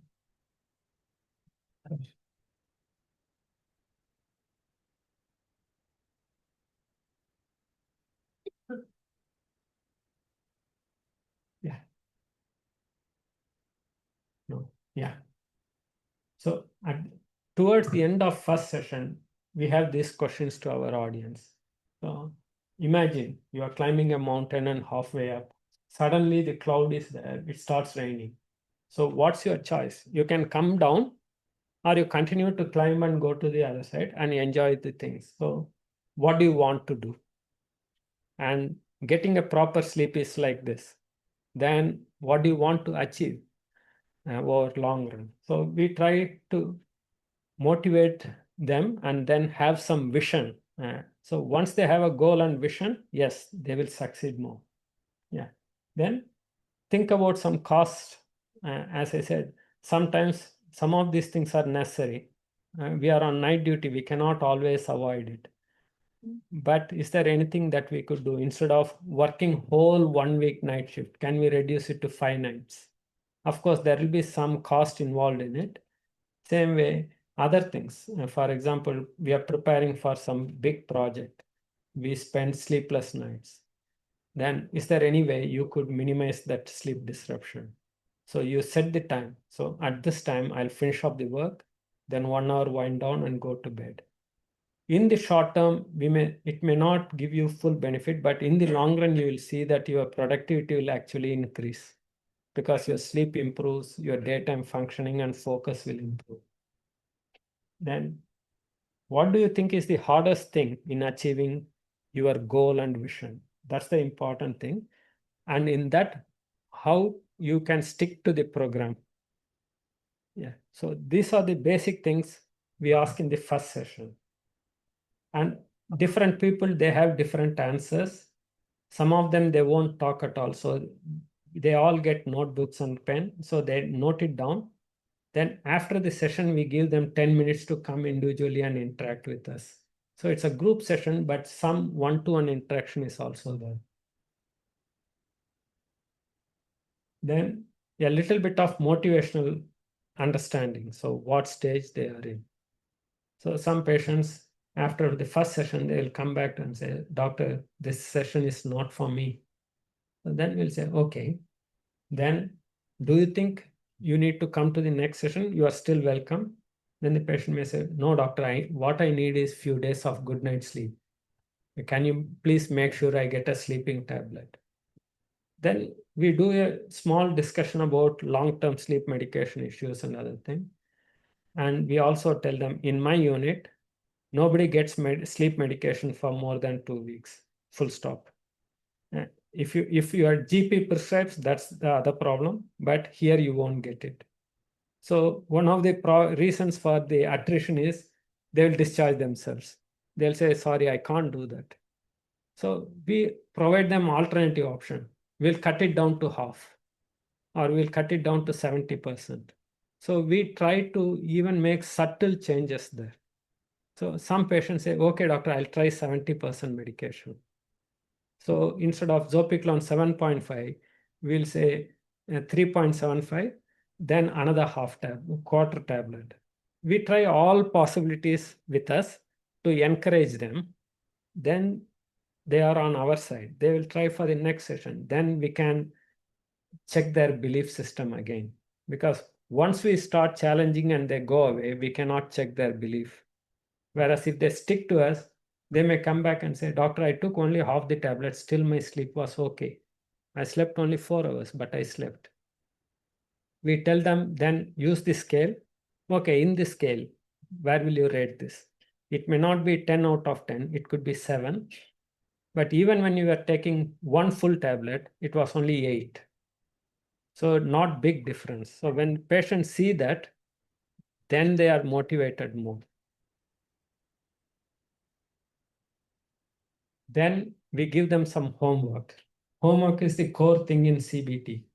Any CBT, we give them homework, but the harder the homework, difficult for the patient. So simple thing. Sleep diary, it appears very simple, very difficult to follow. So sometimes patients say, I forgot for that day, doctor. It's okay, but at least 3-4 days a week, try. And some days I have other things, doctor, in the night time. Then we'll say, okay, write down what other things were there.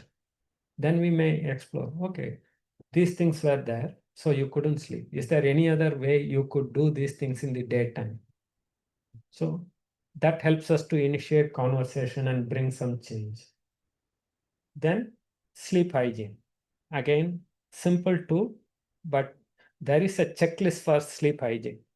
There is an information sheet, but also a checklist. Patients can have the checklist and tick things.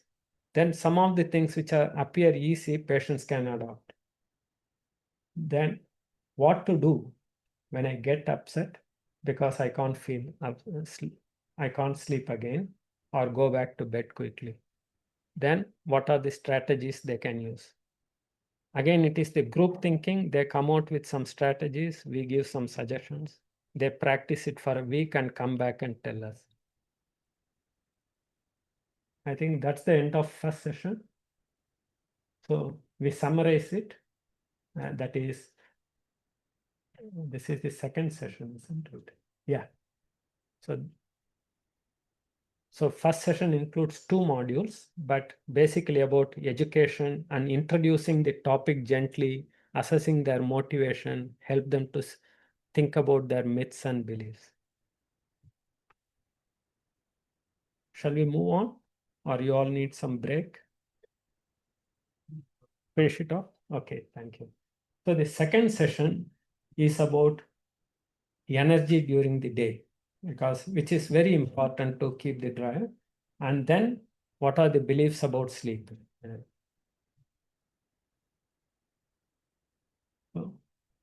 So this is about the outline.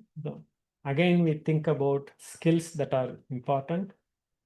You can see a lot of overlap will be there between 4 sessions. This is because each time we tell this again and again, one, patients have chance to reflect on things, ask us questions, but also by thinking about things repeatedly, they may bring in some change in their life.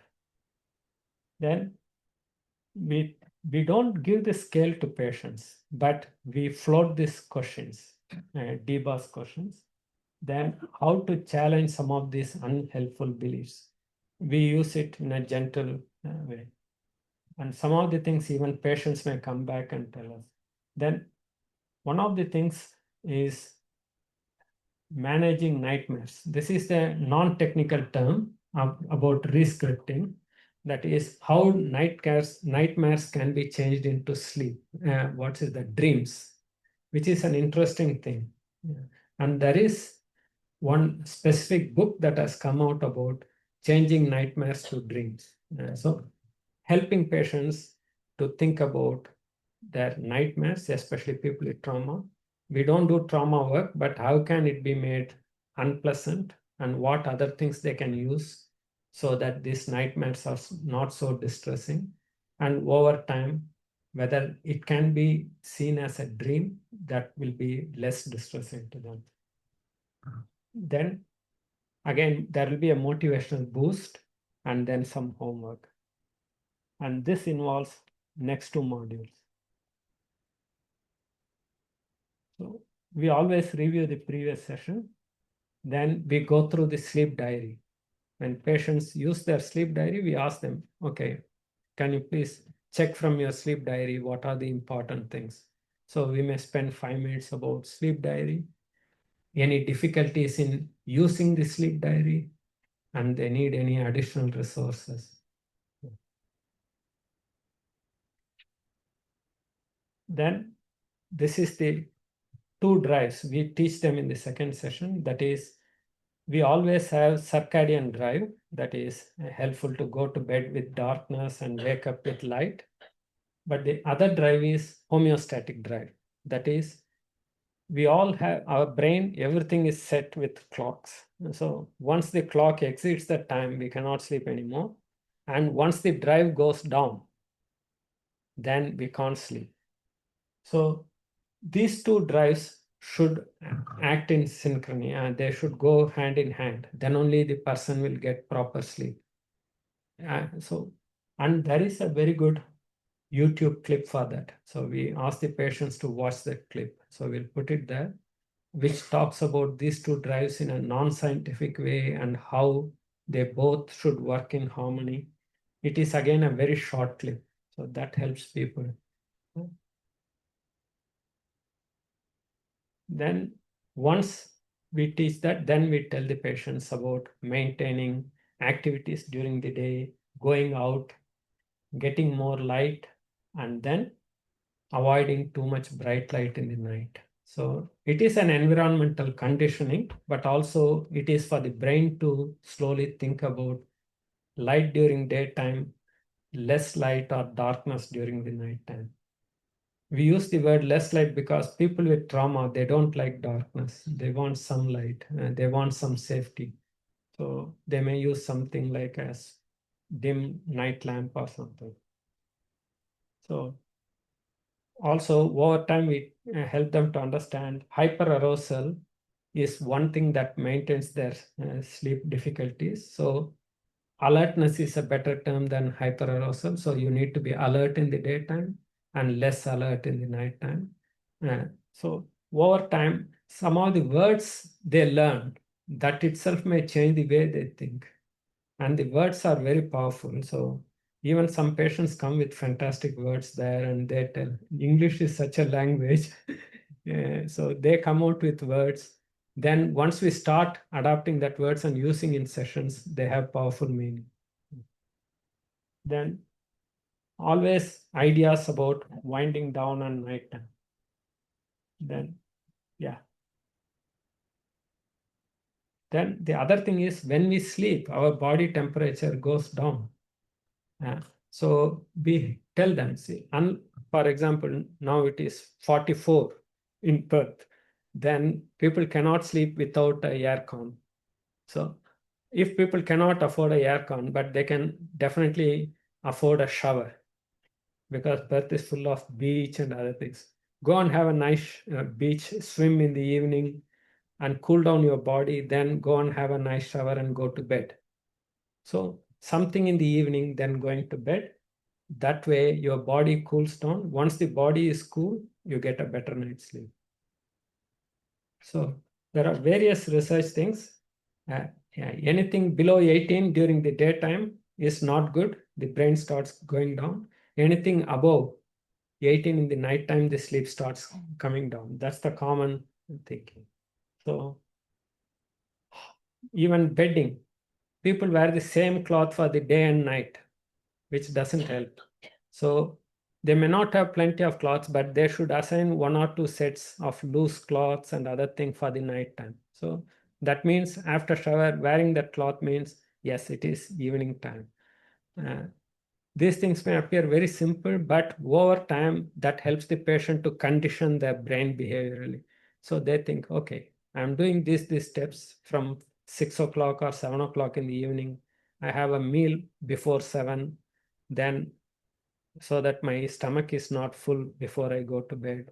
A light drink in the night time, then have a shower, loose cloth, dim the light, cool room so the body temperature goes down. Then going to bed, it gives better sleep. Again, cut down smoking, cut down coffee after the afternoon. So all these things help them.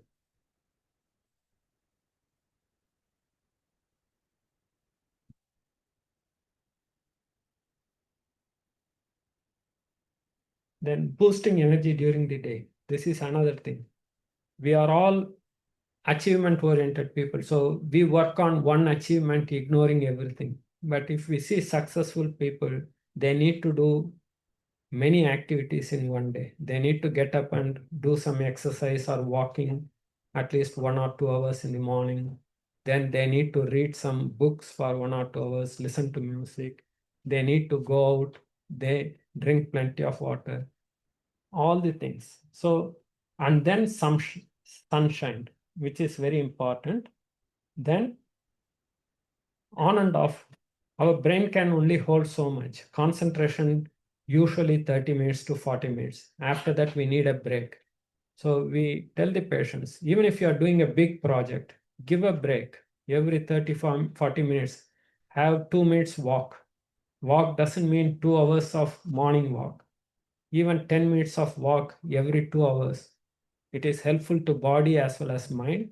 When you walk, don't think about the project, listen to some music. Then when you come back, you can do better. Then using a to-do list and prioritization and avoiding multitasking. Because when we multitask, the tasks continue throughout the day. So there is no evening at all. Whereas if we do one task and prioritize that, then we can say at some point, okay, this is the last task I'm going to do today. Rest will be for tomorrow.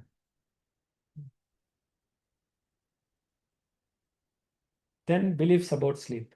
We go back to you, ask some questions about the common beliefs, then note it down in the big board, but also patients note down in their notebook. Then even the beliefs, we ask them to score from 1 to 10. How strong is that belief? And these beliefs, they lead to next thing, that is the worry about sleep. So when I don't, these are the common things people with sleep problem have. That is, if I don't get good night sleep, then next day I need to catch up with sleep. I need to have a daytime nap. Next day, I need to sleep longer next night, which need not be necessary. Then I'm worried that if I go sleepless for 1 or 2 nights, then I'll have a nervous breakdown. And sometimes we also feed to this. We tell the patients, if you don't sleep for 4 or 5 nights, then your psychosis may get worsen. So then immediately take the sleeping tablet. So whereas if we tell them, yes, if you don't sleep adequately for over time, it will affect. Having said that, there are other measures you can use. If they fail, then you use medication. So medication, it is not 100% no, but you can use some strategies before that. Then that also helps the patient to change the belief that medication is the only solution here. Because sometimes that becomes a strong thing in patient's mind. Without medication, I won't sleep. And by stopping it abruptly, everything is 100 times worse. So I need medication for life. And then only by sleeping more, my energy will be better in the daytime. Actually, it is opposite. Once people sleep a bit longer than routine, actually they feel lethargic during daytime, especially if they take a sleeping tablet. Sometimes the hangover effect will be there in the daytime. So we need to educate them. More sleep not necessarily equates with more energy. Then insomnia is essentially a result of chemical imbalance. This is another thing. We always tell the patient, oh, in your brain, this is the problem. So you take a tablet, you will get a sleep. We are trying to normalize the brain chemicals. This is the term everywhere. Whereas telling them, see, sleep difficulties are due to multiple factors. One factor, and the result of these factors is chemical imbalance. So in the short term, we may use medication to balance it. But in the long term, medication is not a cure. So we need to have some strategies to change things. For example, if it is due to depression, we need to treat depression. If it is due to trauma, then we need to help them to access trauma-related therapy. And some patients will come and say, doctor, I don't want trauma therapy because I don't want to face it. So they may want to move on.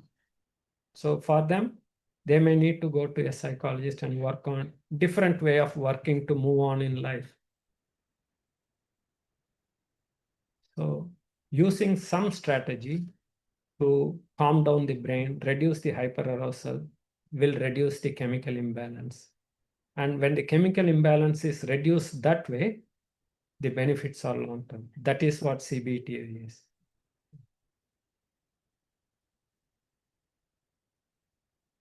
So this is the belief cycle, again CBT cycle.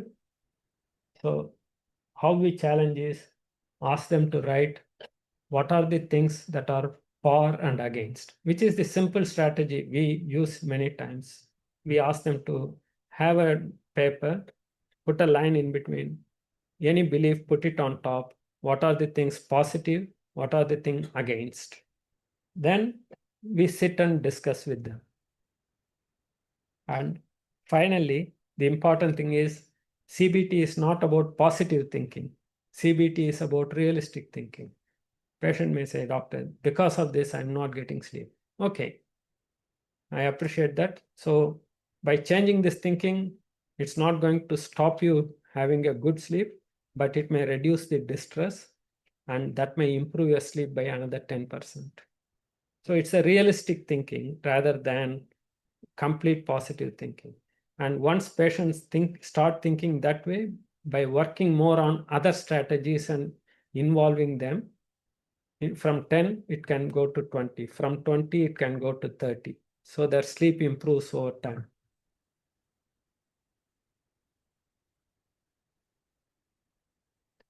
Next thing is nightmares. Very common in people with trauma. So a lot of patients, they come to us with nightmares. And in acute stage, again, they are on medication.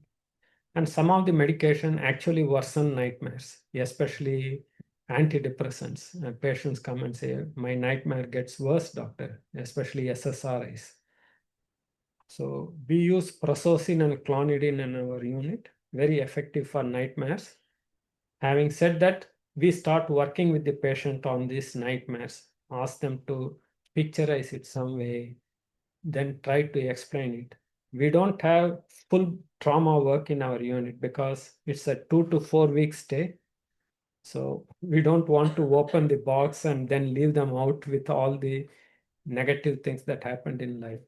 So we help them to think about few different other things and then see how we can make this nightmare less unpleasant. And we say, this is all we can do in this unit. we are very realistic about that.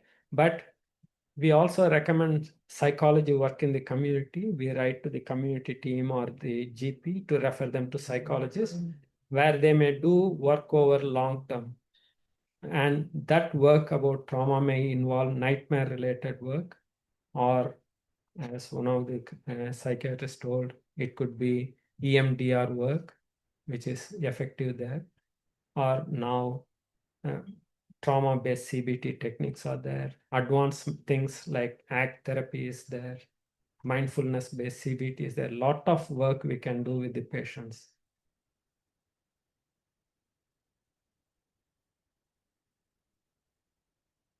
So these are the things that we use in our unit. It is more like a behavioral strategy. That is, if it is a nightmare, then do something at that time so that it may reduce the severity. One thing, acknowledge. You don't accept, but acknowledge. Then do something, prepare. There will be a nightmare, but I will at least have 3-4 hours of sleep. Prepare yourself. Then do other things. Then write down some of the things. Then try to use some other images which may reduce the severity of nightmares. For example, something pleasant that happened in life. People always think about negative things, but definitely there will be some positive things that would have happened in life. So spend some time, think about positive things. Then have some worry time also, so that you do things, then close it down, close that notebook, then move on.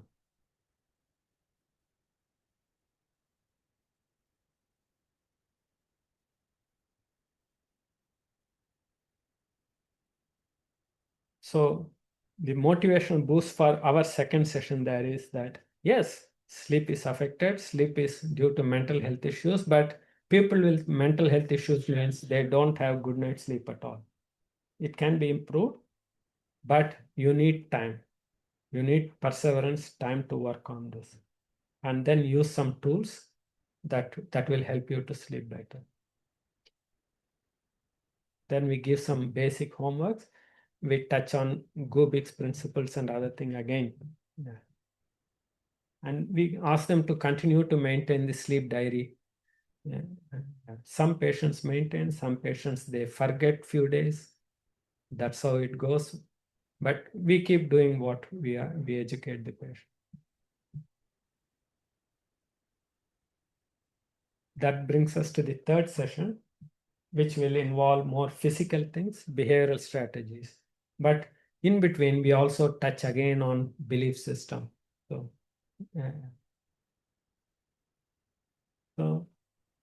in session 3, we again go through the weekly review. We talk more about behavioral strategies, the common strategy of clock watching, how people keep watching the clock, and then worried about even nightmares. Oh, I will get nightmare tonight. That itself keeps them awake. Then how hyperarousal keeps them awake. Then linking thoughts and feelings. Slowly we go to that stage in this session.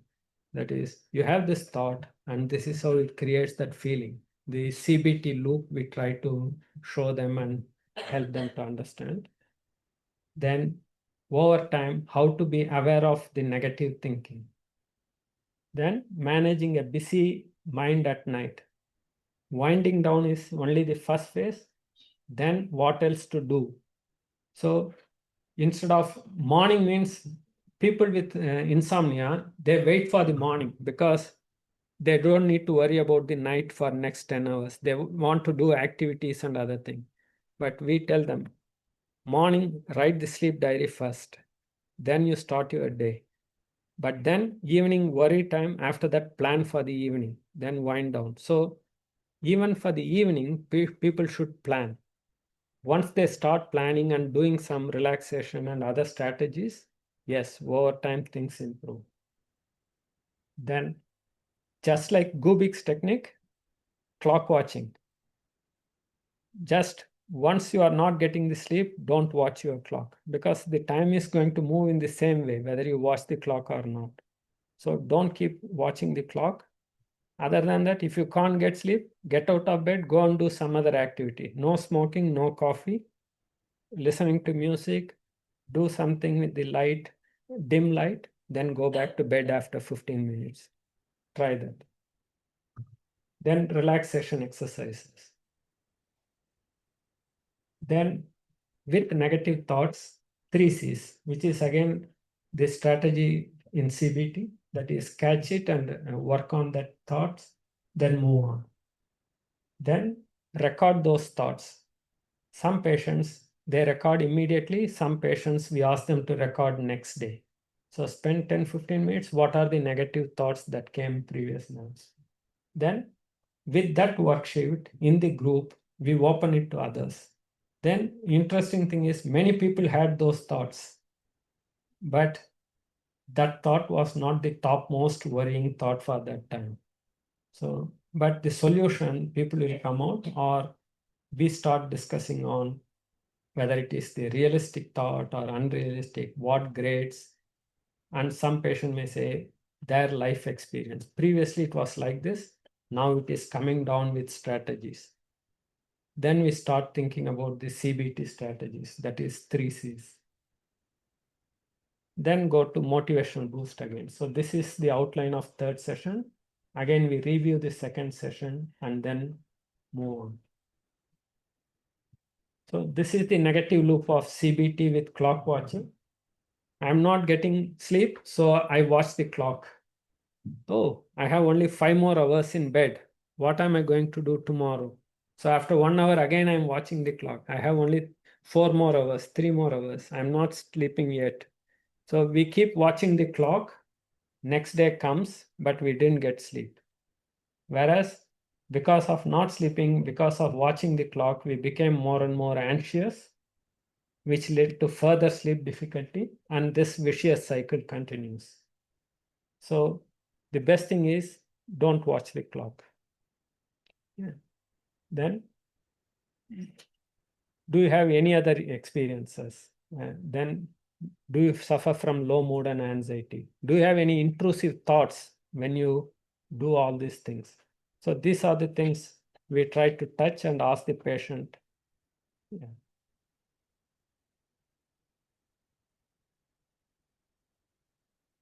So if they are not watching the clock, what to do? This is the big thing. For anyone who has some chronic behavior that is going on, if we want them to stop, they should have alternative behavior. So we need to think what is the best thing they had in their life, whether it's a music, reading books, art, something. So we need to tell them, instead of doing that, you have only 15 minutes break, do something else. Then you'll try to go back to bed. Then try to do relaxation exercises. Listen to some music, imagery, all these things.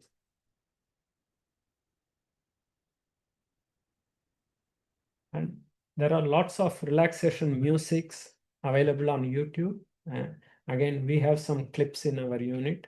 So we ask the patients to start using them, then rate their sleep next day. Yeah. Then the easy strategy is muscle relaxation exercise and then body scanning. Instead of focusing on the clock, you try to relax your muscles, and as each muscle relaxes, you scan that portion and see how blood flows through that part and how you feel better. And over time, you also feel, okay, I can breathe better, all these things. So body scanning, that helps. Then for children, bedtime stories, but for adults, it may be reading a nice novel, not a horror or thriller. Then mindfulness practice, then ambient sound, having a sound or light of their choice, which helps to sleep, not a bright one, but a dim one. Then there are measures to reduce the anxiety, body scan, relaxation, grounding techniques. When the traumatic experiences come and people, they cannot focus, then we help them to do some techniques, 5, 4, 3, 2, 1, those kind of things. Then visualization.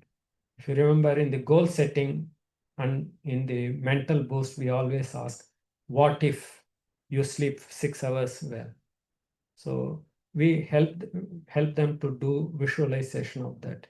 We tell them, if you don't get sleep, think about that rather than what will happen next day.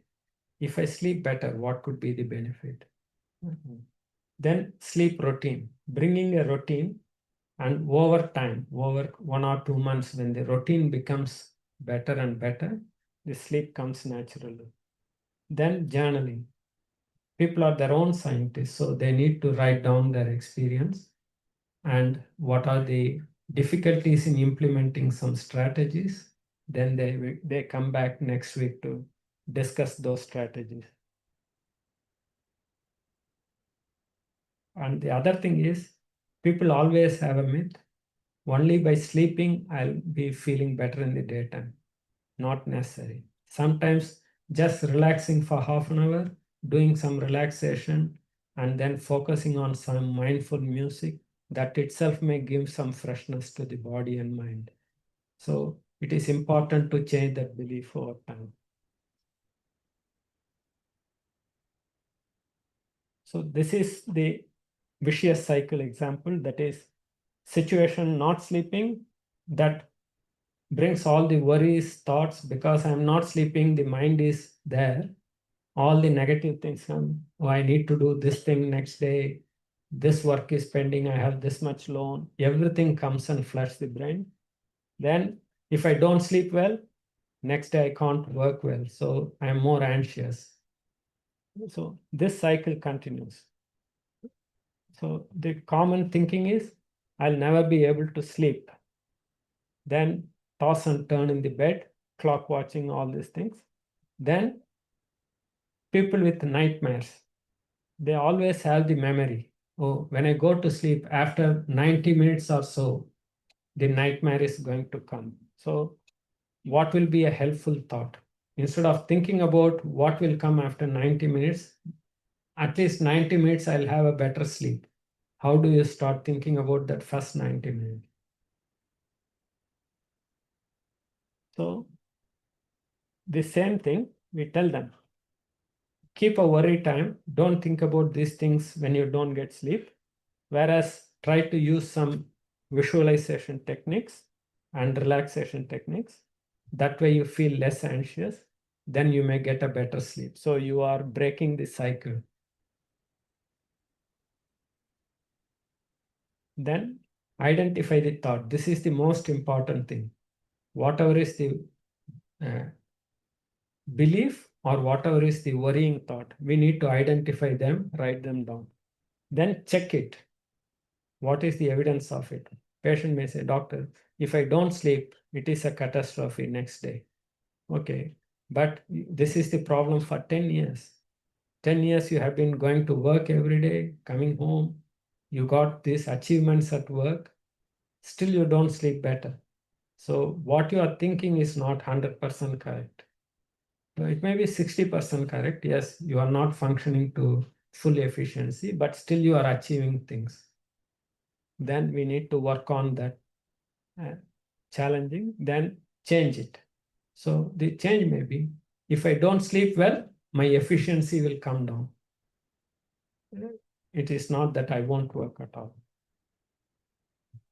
So we talk a little bit about thinking errors, various thinking, maximization, minimization, jumping to conclusion, all the basic CBT based thinking errors, they all apply to CBTI also.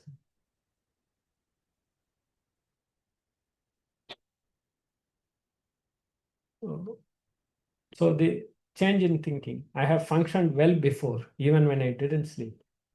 So I will survive today. So even if I don't sleep well, yes, I'll carry on with activities. I may not be 100% successful, but I'll be 70% successful or so. Then this is another challenge. Yes, I will face it. Then what is the worst that could happen? Okay, I may need to take leave and take rest. But it's not the end of the world. So this is the American app, CBTI Coach. Yeah, it is free. We can all download, and it has various components incorporated in it.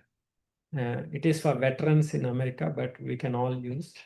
There will be many other apps available now, but this is the app we suggest to our patients. It is very useful, simple.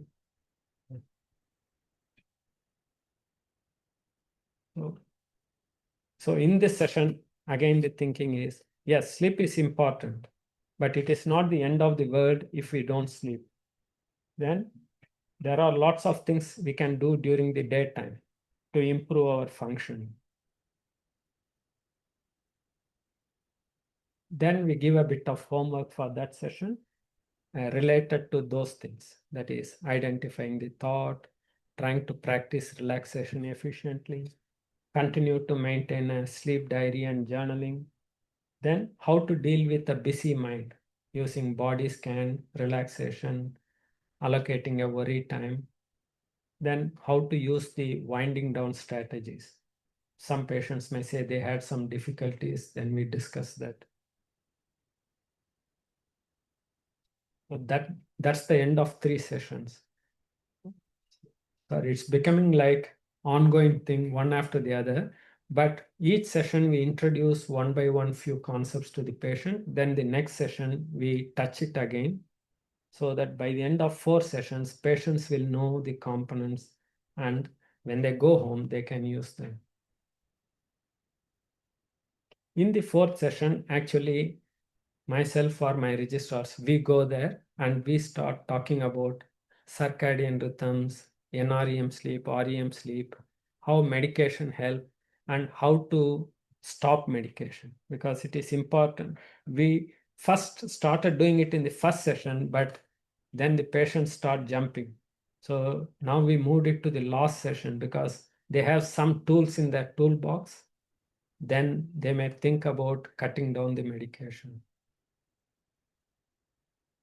So session 4 includes brain, medication, and sleep. Then go into other things like alcohol, caffeine, drugs, and how they affect the sleep. Then how to prevent a relapse. It is all good about CBT techniques, but patients use it for a month or 2. After that, some other thing comes up, major project or something important. So then they go back to that same routine. They may drink 4 cups of coffee in the night, sleepless night for 3 nights. Then the chronic insomnia comes back. So we need to plan for relapse prevention and identify things, early warning signs. Then what is the difference between one bad night and what is the difference when there is an ongoing relapse? Then a setback is bound to happen, and that's another thing. People always have the belief, once I learn this, that's it, I'll be fine. But that's not fully fine. Setbacks will happen, so we need to prepare the patients for setbacks and how to bounce back. We review the previous 3 sessions, then move on, talk a bit about medication. I won't go through these slides because Sir has told so much about all these things, and lot of questions came about medication. But important thing is the drives, circadian rhythm. So we need dim light in the night, bright light in the day to bring that melatonin back. Then we also need some wind down strategies, but daytime some activities to keep that homeostatic drive. So these 2 drives are very important. And we talk a bit about, because many patients, they come to us, as I said, we don't do sleep assessment in terms of sleep studies and other things. So they may have comorbid obstructive sleep apnea. And these patients are on antipsychotics, especially quetiapine. They come back to me and say, doctor, I have restless legs. So lots of things do happen. So we talk a bit about REM sleep disorders, and that helps them to understand. Then we tell them, okay, you practice these techniques, but go to your GP and ask for a sleep study. So that will help you to understand a bit more. then we tell them that overnight, actually the REM sleep phase increases, the deep sleep comes down, so that early morning when you wake up, you are more likely to remember the nightmares and dreams. So then medication. These are the drugs we commonly use. I don't prescribe any dual orexin antagonist. It is only prescribed by sleep physician. But patients come to me with those things. And now the common other thing is ADHD medication. Adult ADHD, lots of patients come to us with lisdexamfetamine, Ritalin, and all the medication. And they come with sleeplessness in the nighttime because sometimes they use it, sometimes they overuse it. Yes.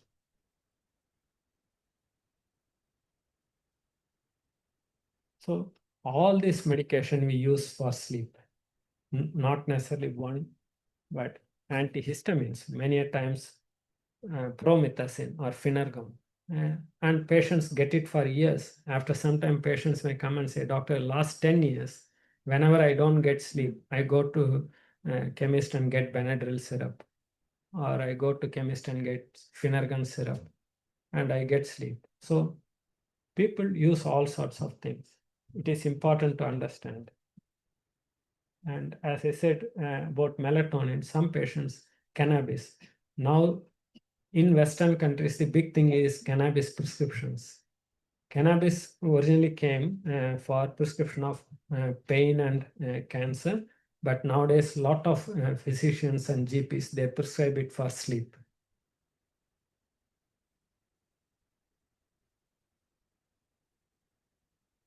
So important thing we teach them is, see, yes, medication helps with sleep, but they have one short-term effect. Long-term, they are not fully effective. Second thing, tolerance comes to their effect. There is also side effect and dependence. And long-term, nowadays there is a lot of research on benzodiazepines and cognitive dysfunction. So important to educate them so that at some point they will come back and say, Doctor, yes, now I want to cut down. So we always use these things with sleep hygiene strategies plus some behavioral strategy. And then tapering tips. So we need to prepare patients first for any tapering. Straight away stopping doesn't help at all. Tapering also, there are few strategies. The common strategy is to cut it to half, which doesn't work. In Maudsley deep prescribing, if somebody is interested, you can see there is a parabolic tapering strategy, that is you measure and reduce by 10% each time, and next time another 10% of whatever is the remaining. So there is a different way. So we need to see which helps the patient. Some patients may be open to one technique. The other patient may want to cut down straight away. But we also need to tell the patient a few nights of bad sleep. That means not total sleeplessness, but there will be a bit of interrupted sleep is okay when we wean the tablets. But during those times, you try to do some of these CBT strategies. Yeah. And then we also discuss about various stimulants, including caffeine and nicotine, and what happens. For example, how adenosine gets affected, and then how it stimulates the brain and how people remain awake. So the activating system is still active and we are trying to sleep, which is not going to work. Yeah.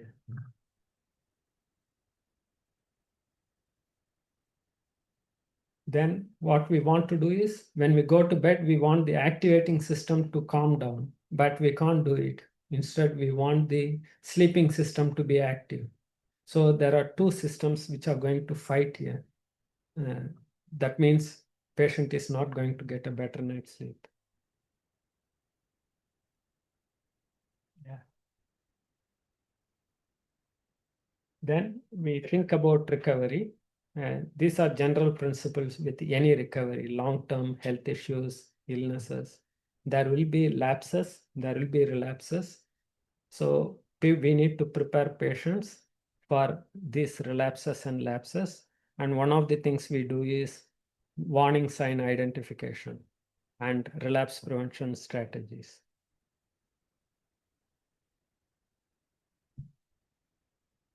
Yeah.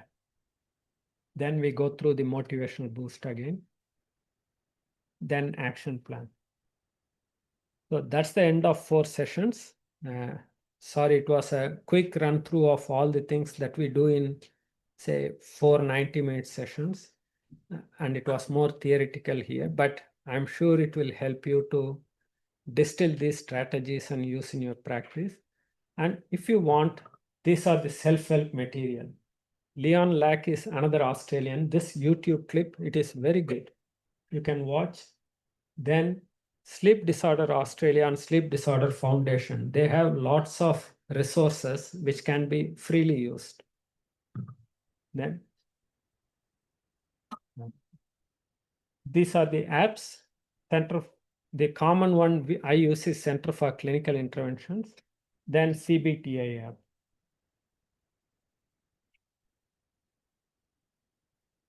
Thank you.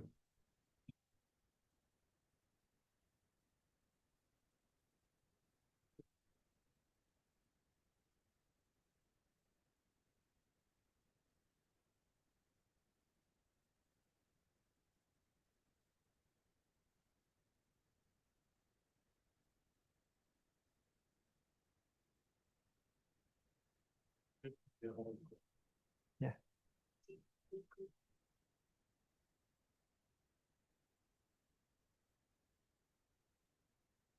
So they've asked, is there any modification in CBTI for big excess, just like postpartum and any syndromes, especially last?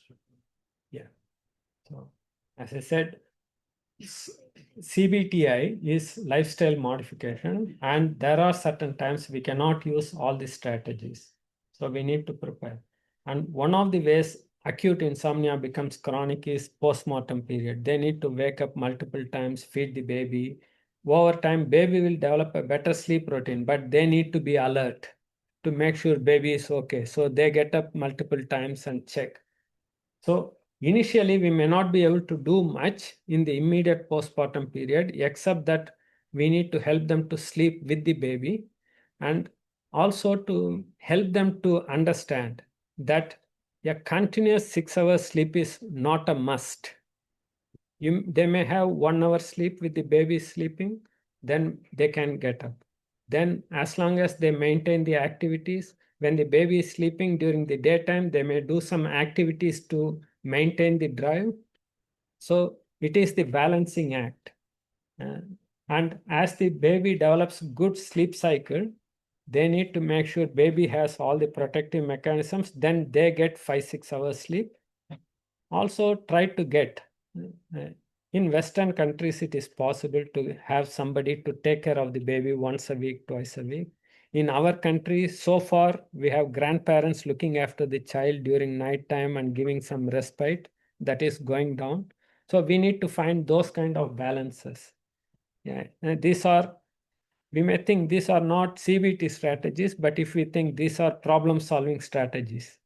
So CBT involves problem-solving strategies also. And chronic pain syndrome, yes, another difficult component. It is a long-term health issue. So CBTI alone may not help.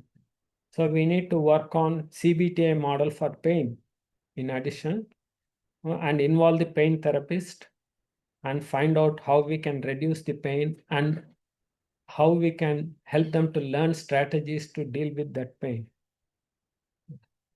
Then shift work. These are the things, again, we need to find out about balancing act. Our thinking is, yes, shift work means the circadian rhythm is disturbed, so long term it is going to affect. So we need to find out how they can minimize this effect. And there will be some cost involved in it. But if they cannot sacrifice that, then how do they maintain a healthy sleep pattern along with this shift work? So we need to discuss that. So it is going to be a balance, individualized that for that person, which may not be 100% applicable for everyone. And it may or may not work. We need to keep trying different strategies there. Yeah. So if somebody wants to think about benzodiazepine long-term use and de-prescribing, please try to read some de-prescribing guidelines first. Don't straight away jump because there are different strategies. Some centers in the UK, they use 1 milligram per month, 1 milligram every 2 months. As long as the end goal is clear, they reduce it slowly. So along with that, using some strategies, that's what helps. Yeah, and because when they are off the medication, when the medication is reduced, the belief system is getting stronger and stronger. So we need to help them to use these scales, challenge these thoughts, and help them to see, yes, when I reduce the medication, still I get sleep. In fact, you may find some other fascinating things by spending time. Doctor, I can remember things better. Daytime, my drowsiness is less. So even those things we need to score. So your daytime drowsiness is less. That means the effect of medication is coming down. So you will be better. So we are actually changing their belief system.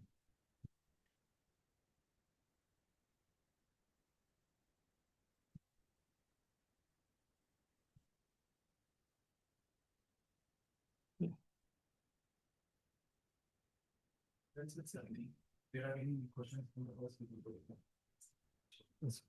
So there are quite a few patients who have non-respiratory sleep. They don't take very much after even if they sleep. Yeah. Are there any specific strategies to address? Initial thing is to help them to do some daytime activities and then feel refreshed and increase the drive mind. But if they continue to say that, then the next thing is to maintain a sleep diary, but also to find out how it is not restful in the daytime. Because we take certain things on the face value. Patient come and say this. But over time, we may find out that what they say is based on their belief system. So I'm sleeping for 8 hours. Still, when I wake up in the morning, I'm tired for 4 hours. So we need to ask them, so what do you do in that 4 hours? So I lie down in bed. So can you change it a little bit? You lie down for 1 hour, but you have to get up after that 1 hour. You shouldn't use the bed. So use some strategies, but continue to monitor this. So they may feel negatively. They may feel that, but you are not telling the answer to my question directly.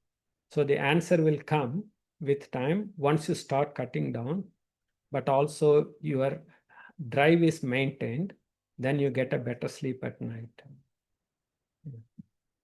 That's the way we are doing it. Yeah. And it works. After doing 9 to 10, have to be wake up between half an hour to 1 hour, sometimes 1.5 hours. Yes. There's no rhythm, there's no time schedule. Yes. Then how can they avoid their stress and how to next day they are not able to go to sleep. Go to sleep. Yeah. Then another day again they have to face any critical condition. Yeah. How they have to back. Yeah. How we see it. Yeah. It is not just the CBT based problem. It's a whole set of problem. That means the whole system should change, isn't it? That we can answer to satisfy that person what we can do. Yeah. Person come and ask us. Yeah. What we have to Don't mistake me, ma'am. You already told one belief. We cannot change the system, isn't it, ma'am? Yeah. This is how we accept and we suffer. We forget our health. We accept and form beliefs. So as a body, we should think about whether there is a better system. Because change this for other hospital. That we have tried with. that could be one answer, but it could be all the doctors sit and think, okay, this night duty system, how successful it is. But is there any other strategy? And in the night time, when I do the duty, for example, I don't know how your duty room will be. Do you have something to listen to a nice music? And if you cannot avoid night duty, can we have some ambient light in your night duty room? Some better sleep. And sometimes, unless it is a very important emergency call, can nurses give 2-3 hours break in between? These are all possible strategies. They need not wake you up every half an hour. But in our place where these things happened, the evening duty registrar or night duty registrar in the casualty, when they admit the patients, when the patients come to ward, the ward duty doctor has to see the patient. So we had a meeting. So what happened is the ward duty doctor, he will not see all the patients between 1 o'clock and 5 o'clock. So any patient coming during that time, he won't be disturbed. Whereas the casualty doctor will make sure there is a plan. He will call the ward and say, this is the plan. And he will write the medication chart, everything. So at least 4 hours, the other doctor gets sleep. So we cannot avoid 100%, but we can make some other plan. That's the way we are dealing there. So definitely it is workable here also. It involves some costs. That's what I showed in one slide. The cost may mean we stand and say, I will not do it. Usually here they even provide separate duty doctor room because night duty doctor should do work, not to sleep. Right? So Yeah. they won't be separate. Yeah. You inform about your organization. Right. So there are two more questions. Yes. So in specific patient groups, just like patients with ADHD, then overall like common obstacles encountered, can share like common obstacles or difficulties in the therapy. For example, some of your clinical examples where you had. Particularly, I like this concept that because when we read conditional CBT, we read about challenging the beliefs. Yeah. But you said a very nice word, floating the idea, floating the question, not actually challenging. Yeah. We don't, when we challenge, it doesn't work. The second thing is rigid thinking. We all have rigid thinking there. And a lot of rigid thinkings came as the society evolved and moved on. And so making it a bit fluid. So unless we make the thought fluid. And with the ADHD patients, genuinely speaking, their neurobiology itself is basically affected. That's why they have that hyperkinetic behavior, they have concentration difficulty. And it is not going to happen in solo. There will be multiple components that will be affected. And I think it is your website, I saw AUDHD. Yes, sir. Is it? So a lot of concepts are evolving now. So we need to think. Sleep difficulty is one of the integral components of ADHD also. Now we all understand that emotional difficulties are integral component of ADHD. That's the behavioral manifestation of ADHD. So just by medication, we cannot control the other bits. So we need to complement them with some DBT skills and some CBT based skills. Yeah. Other online resources, I think we'll share in the follow-up emails. Yeah. Yeah.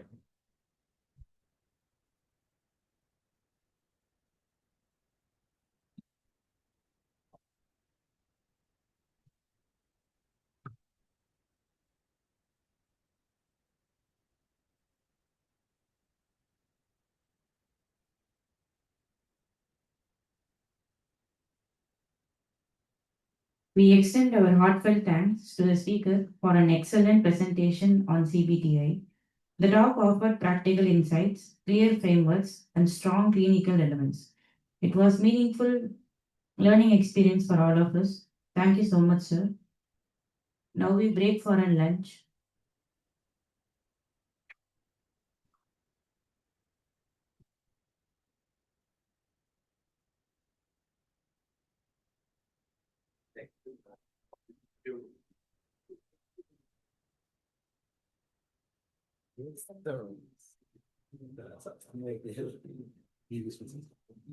So thank you all. Now we'll break for lunch. After this, there will be only paper presentations.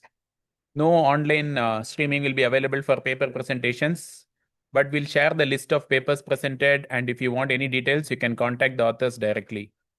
Thank you so much.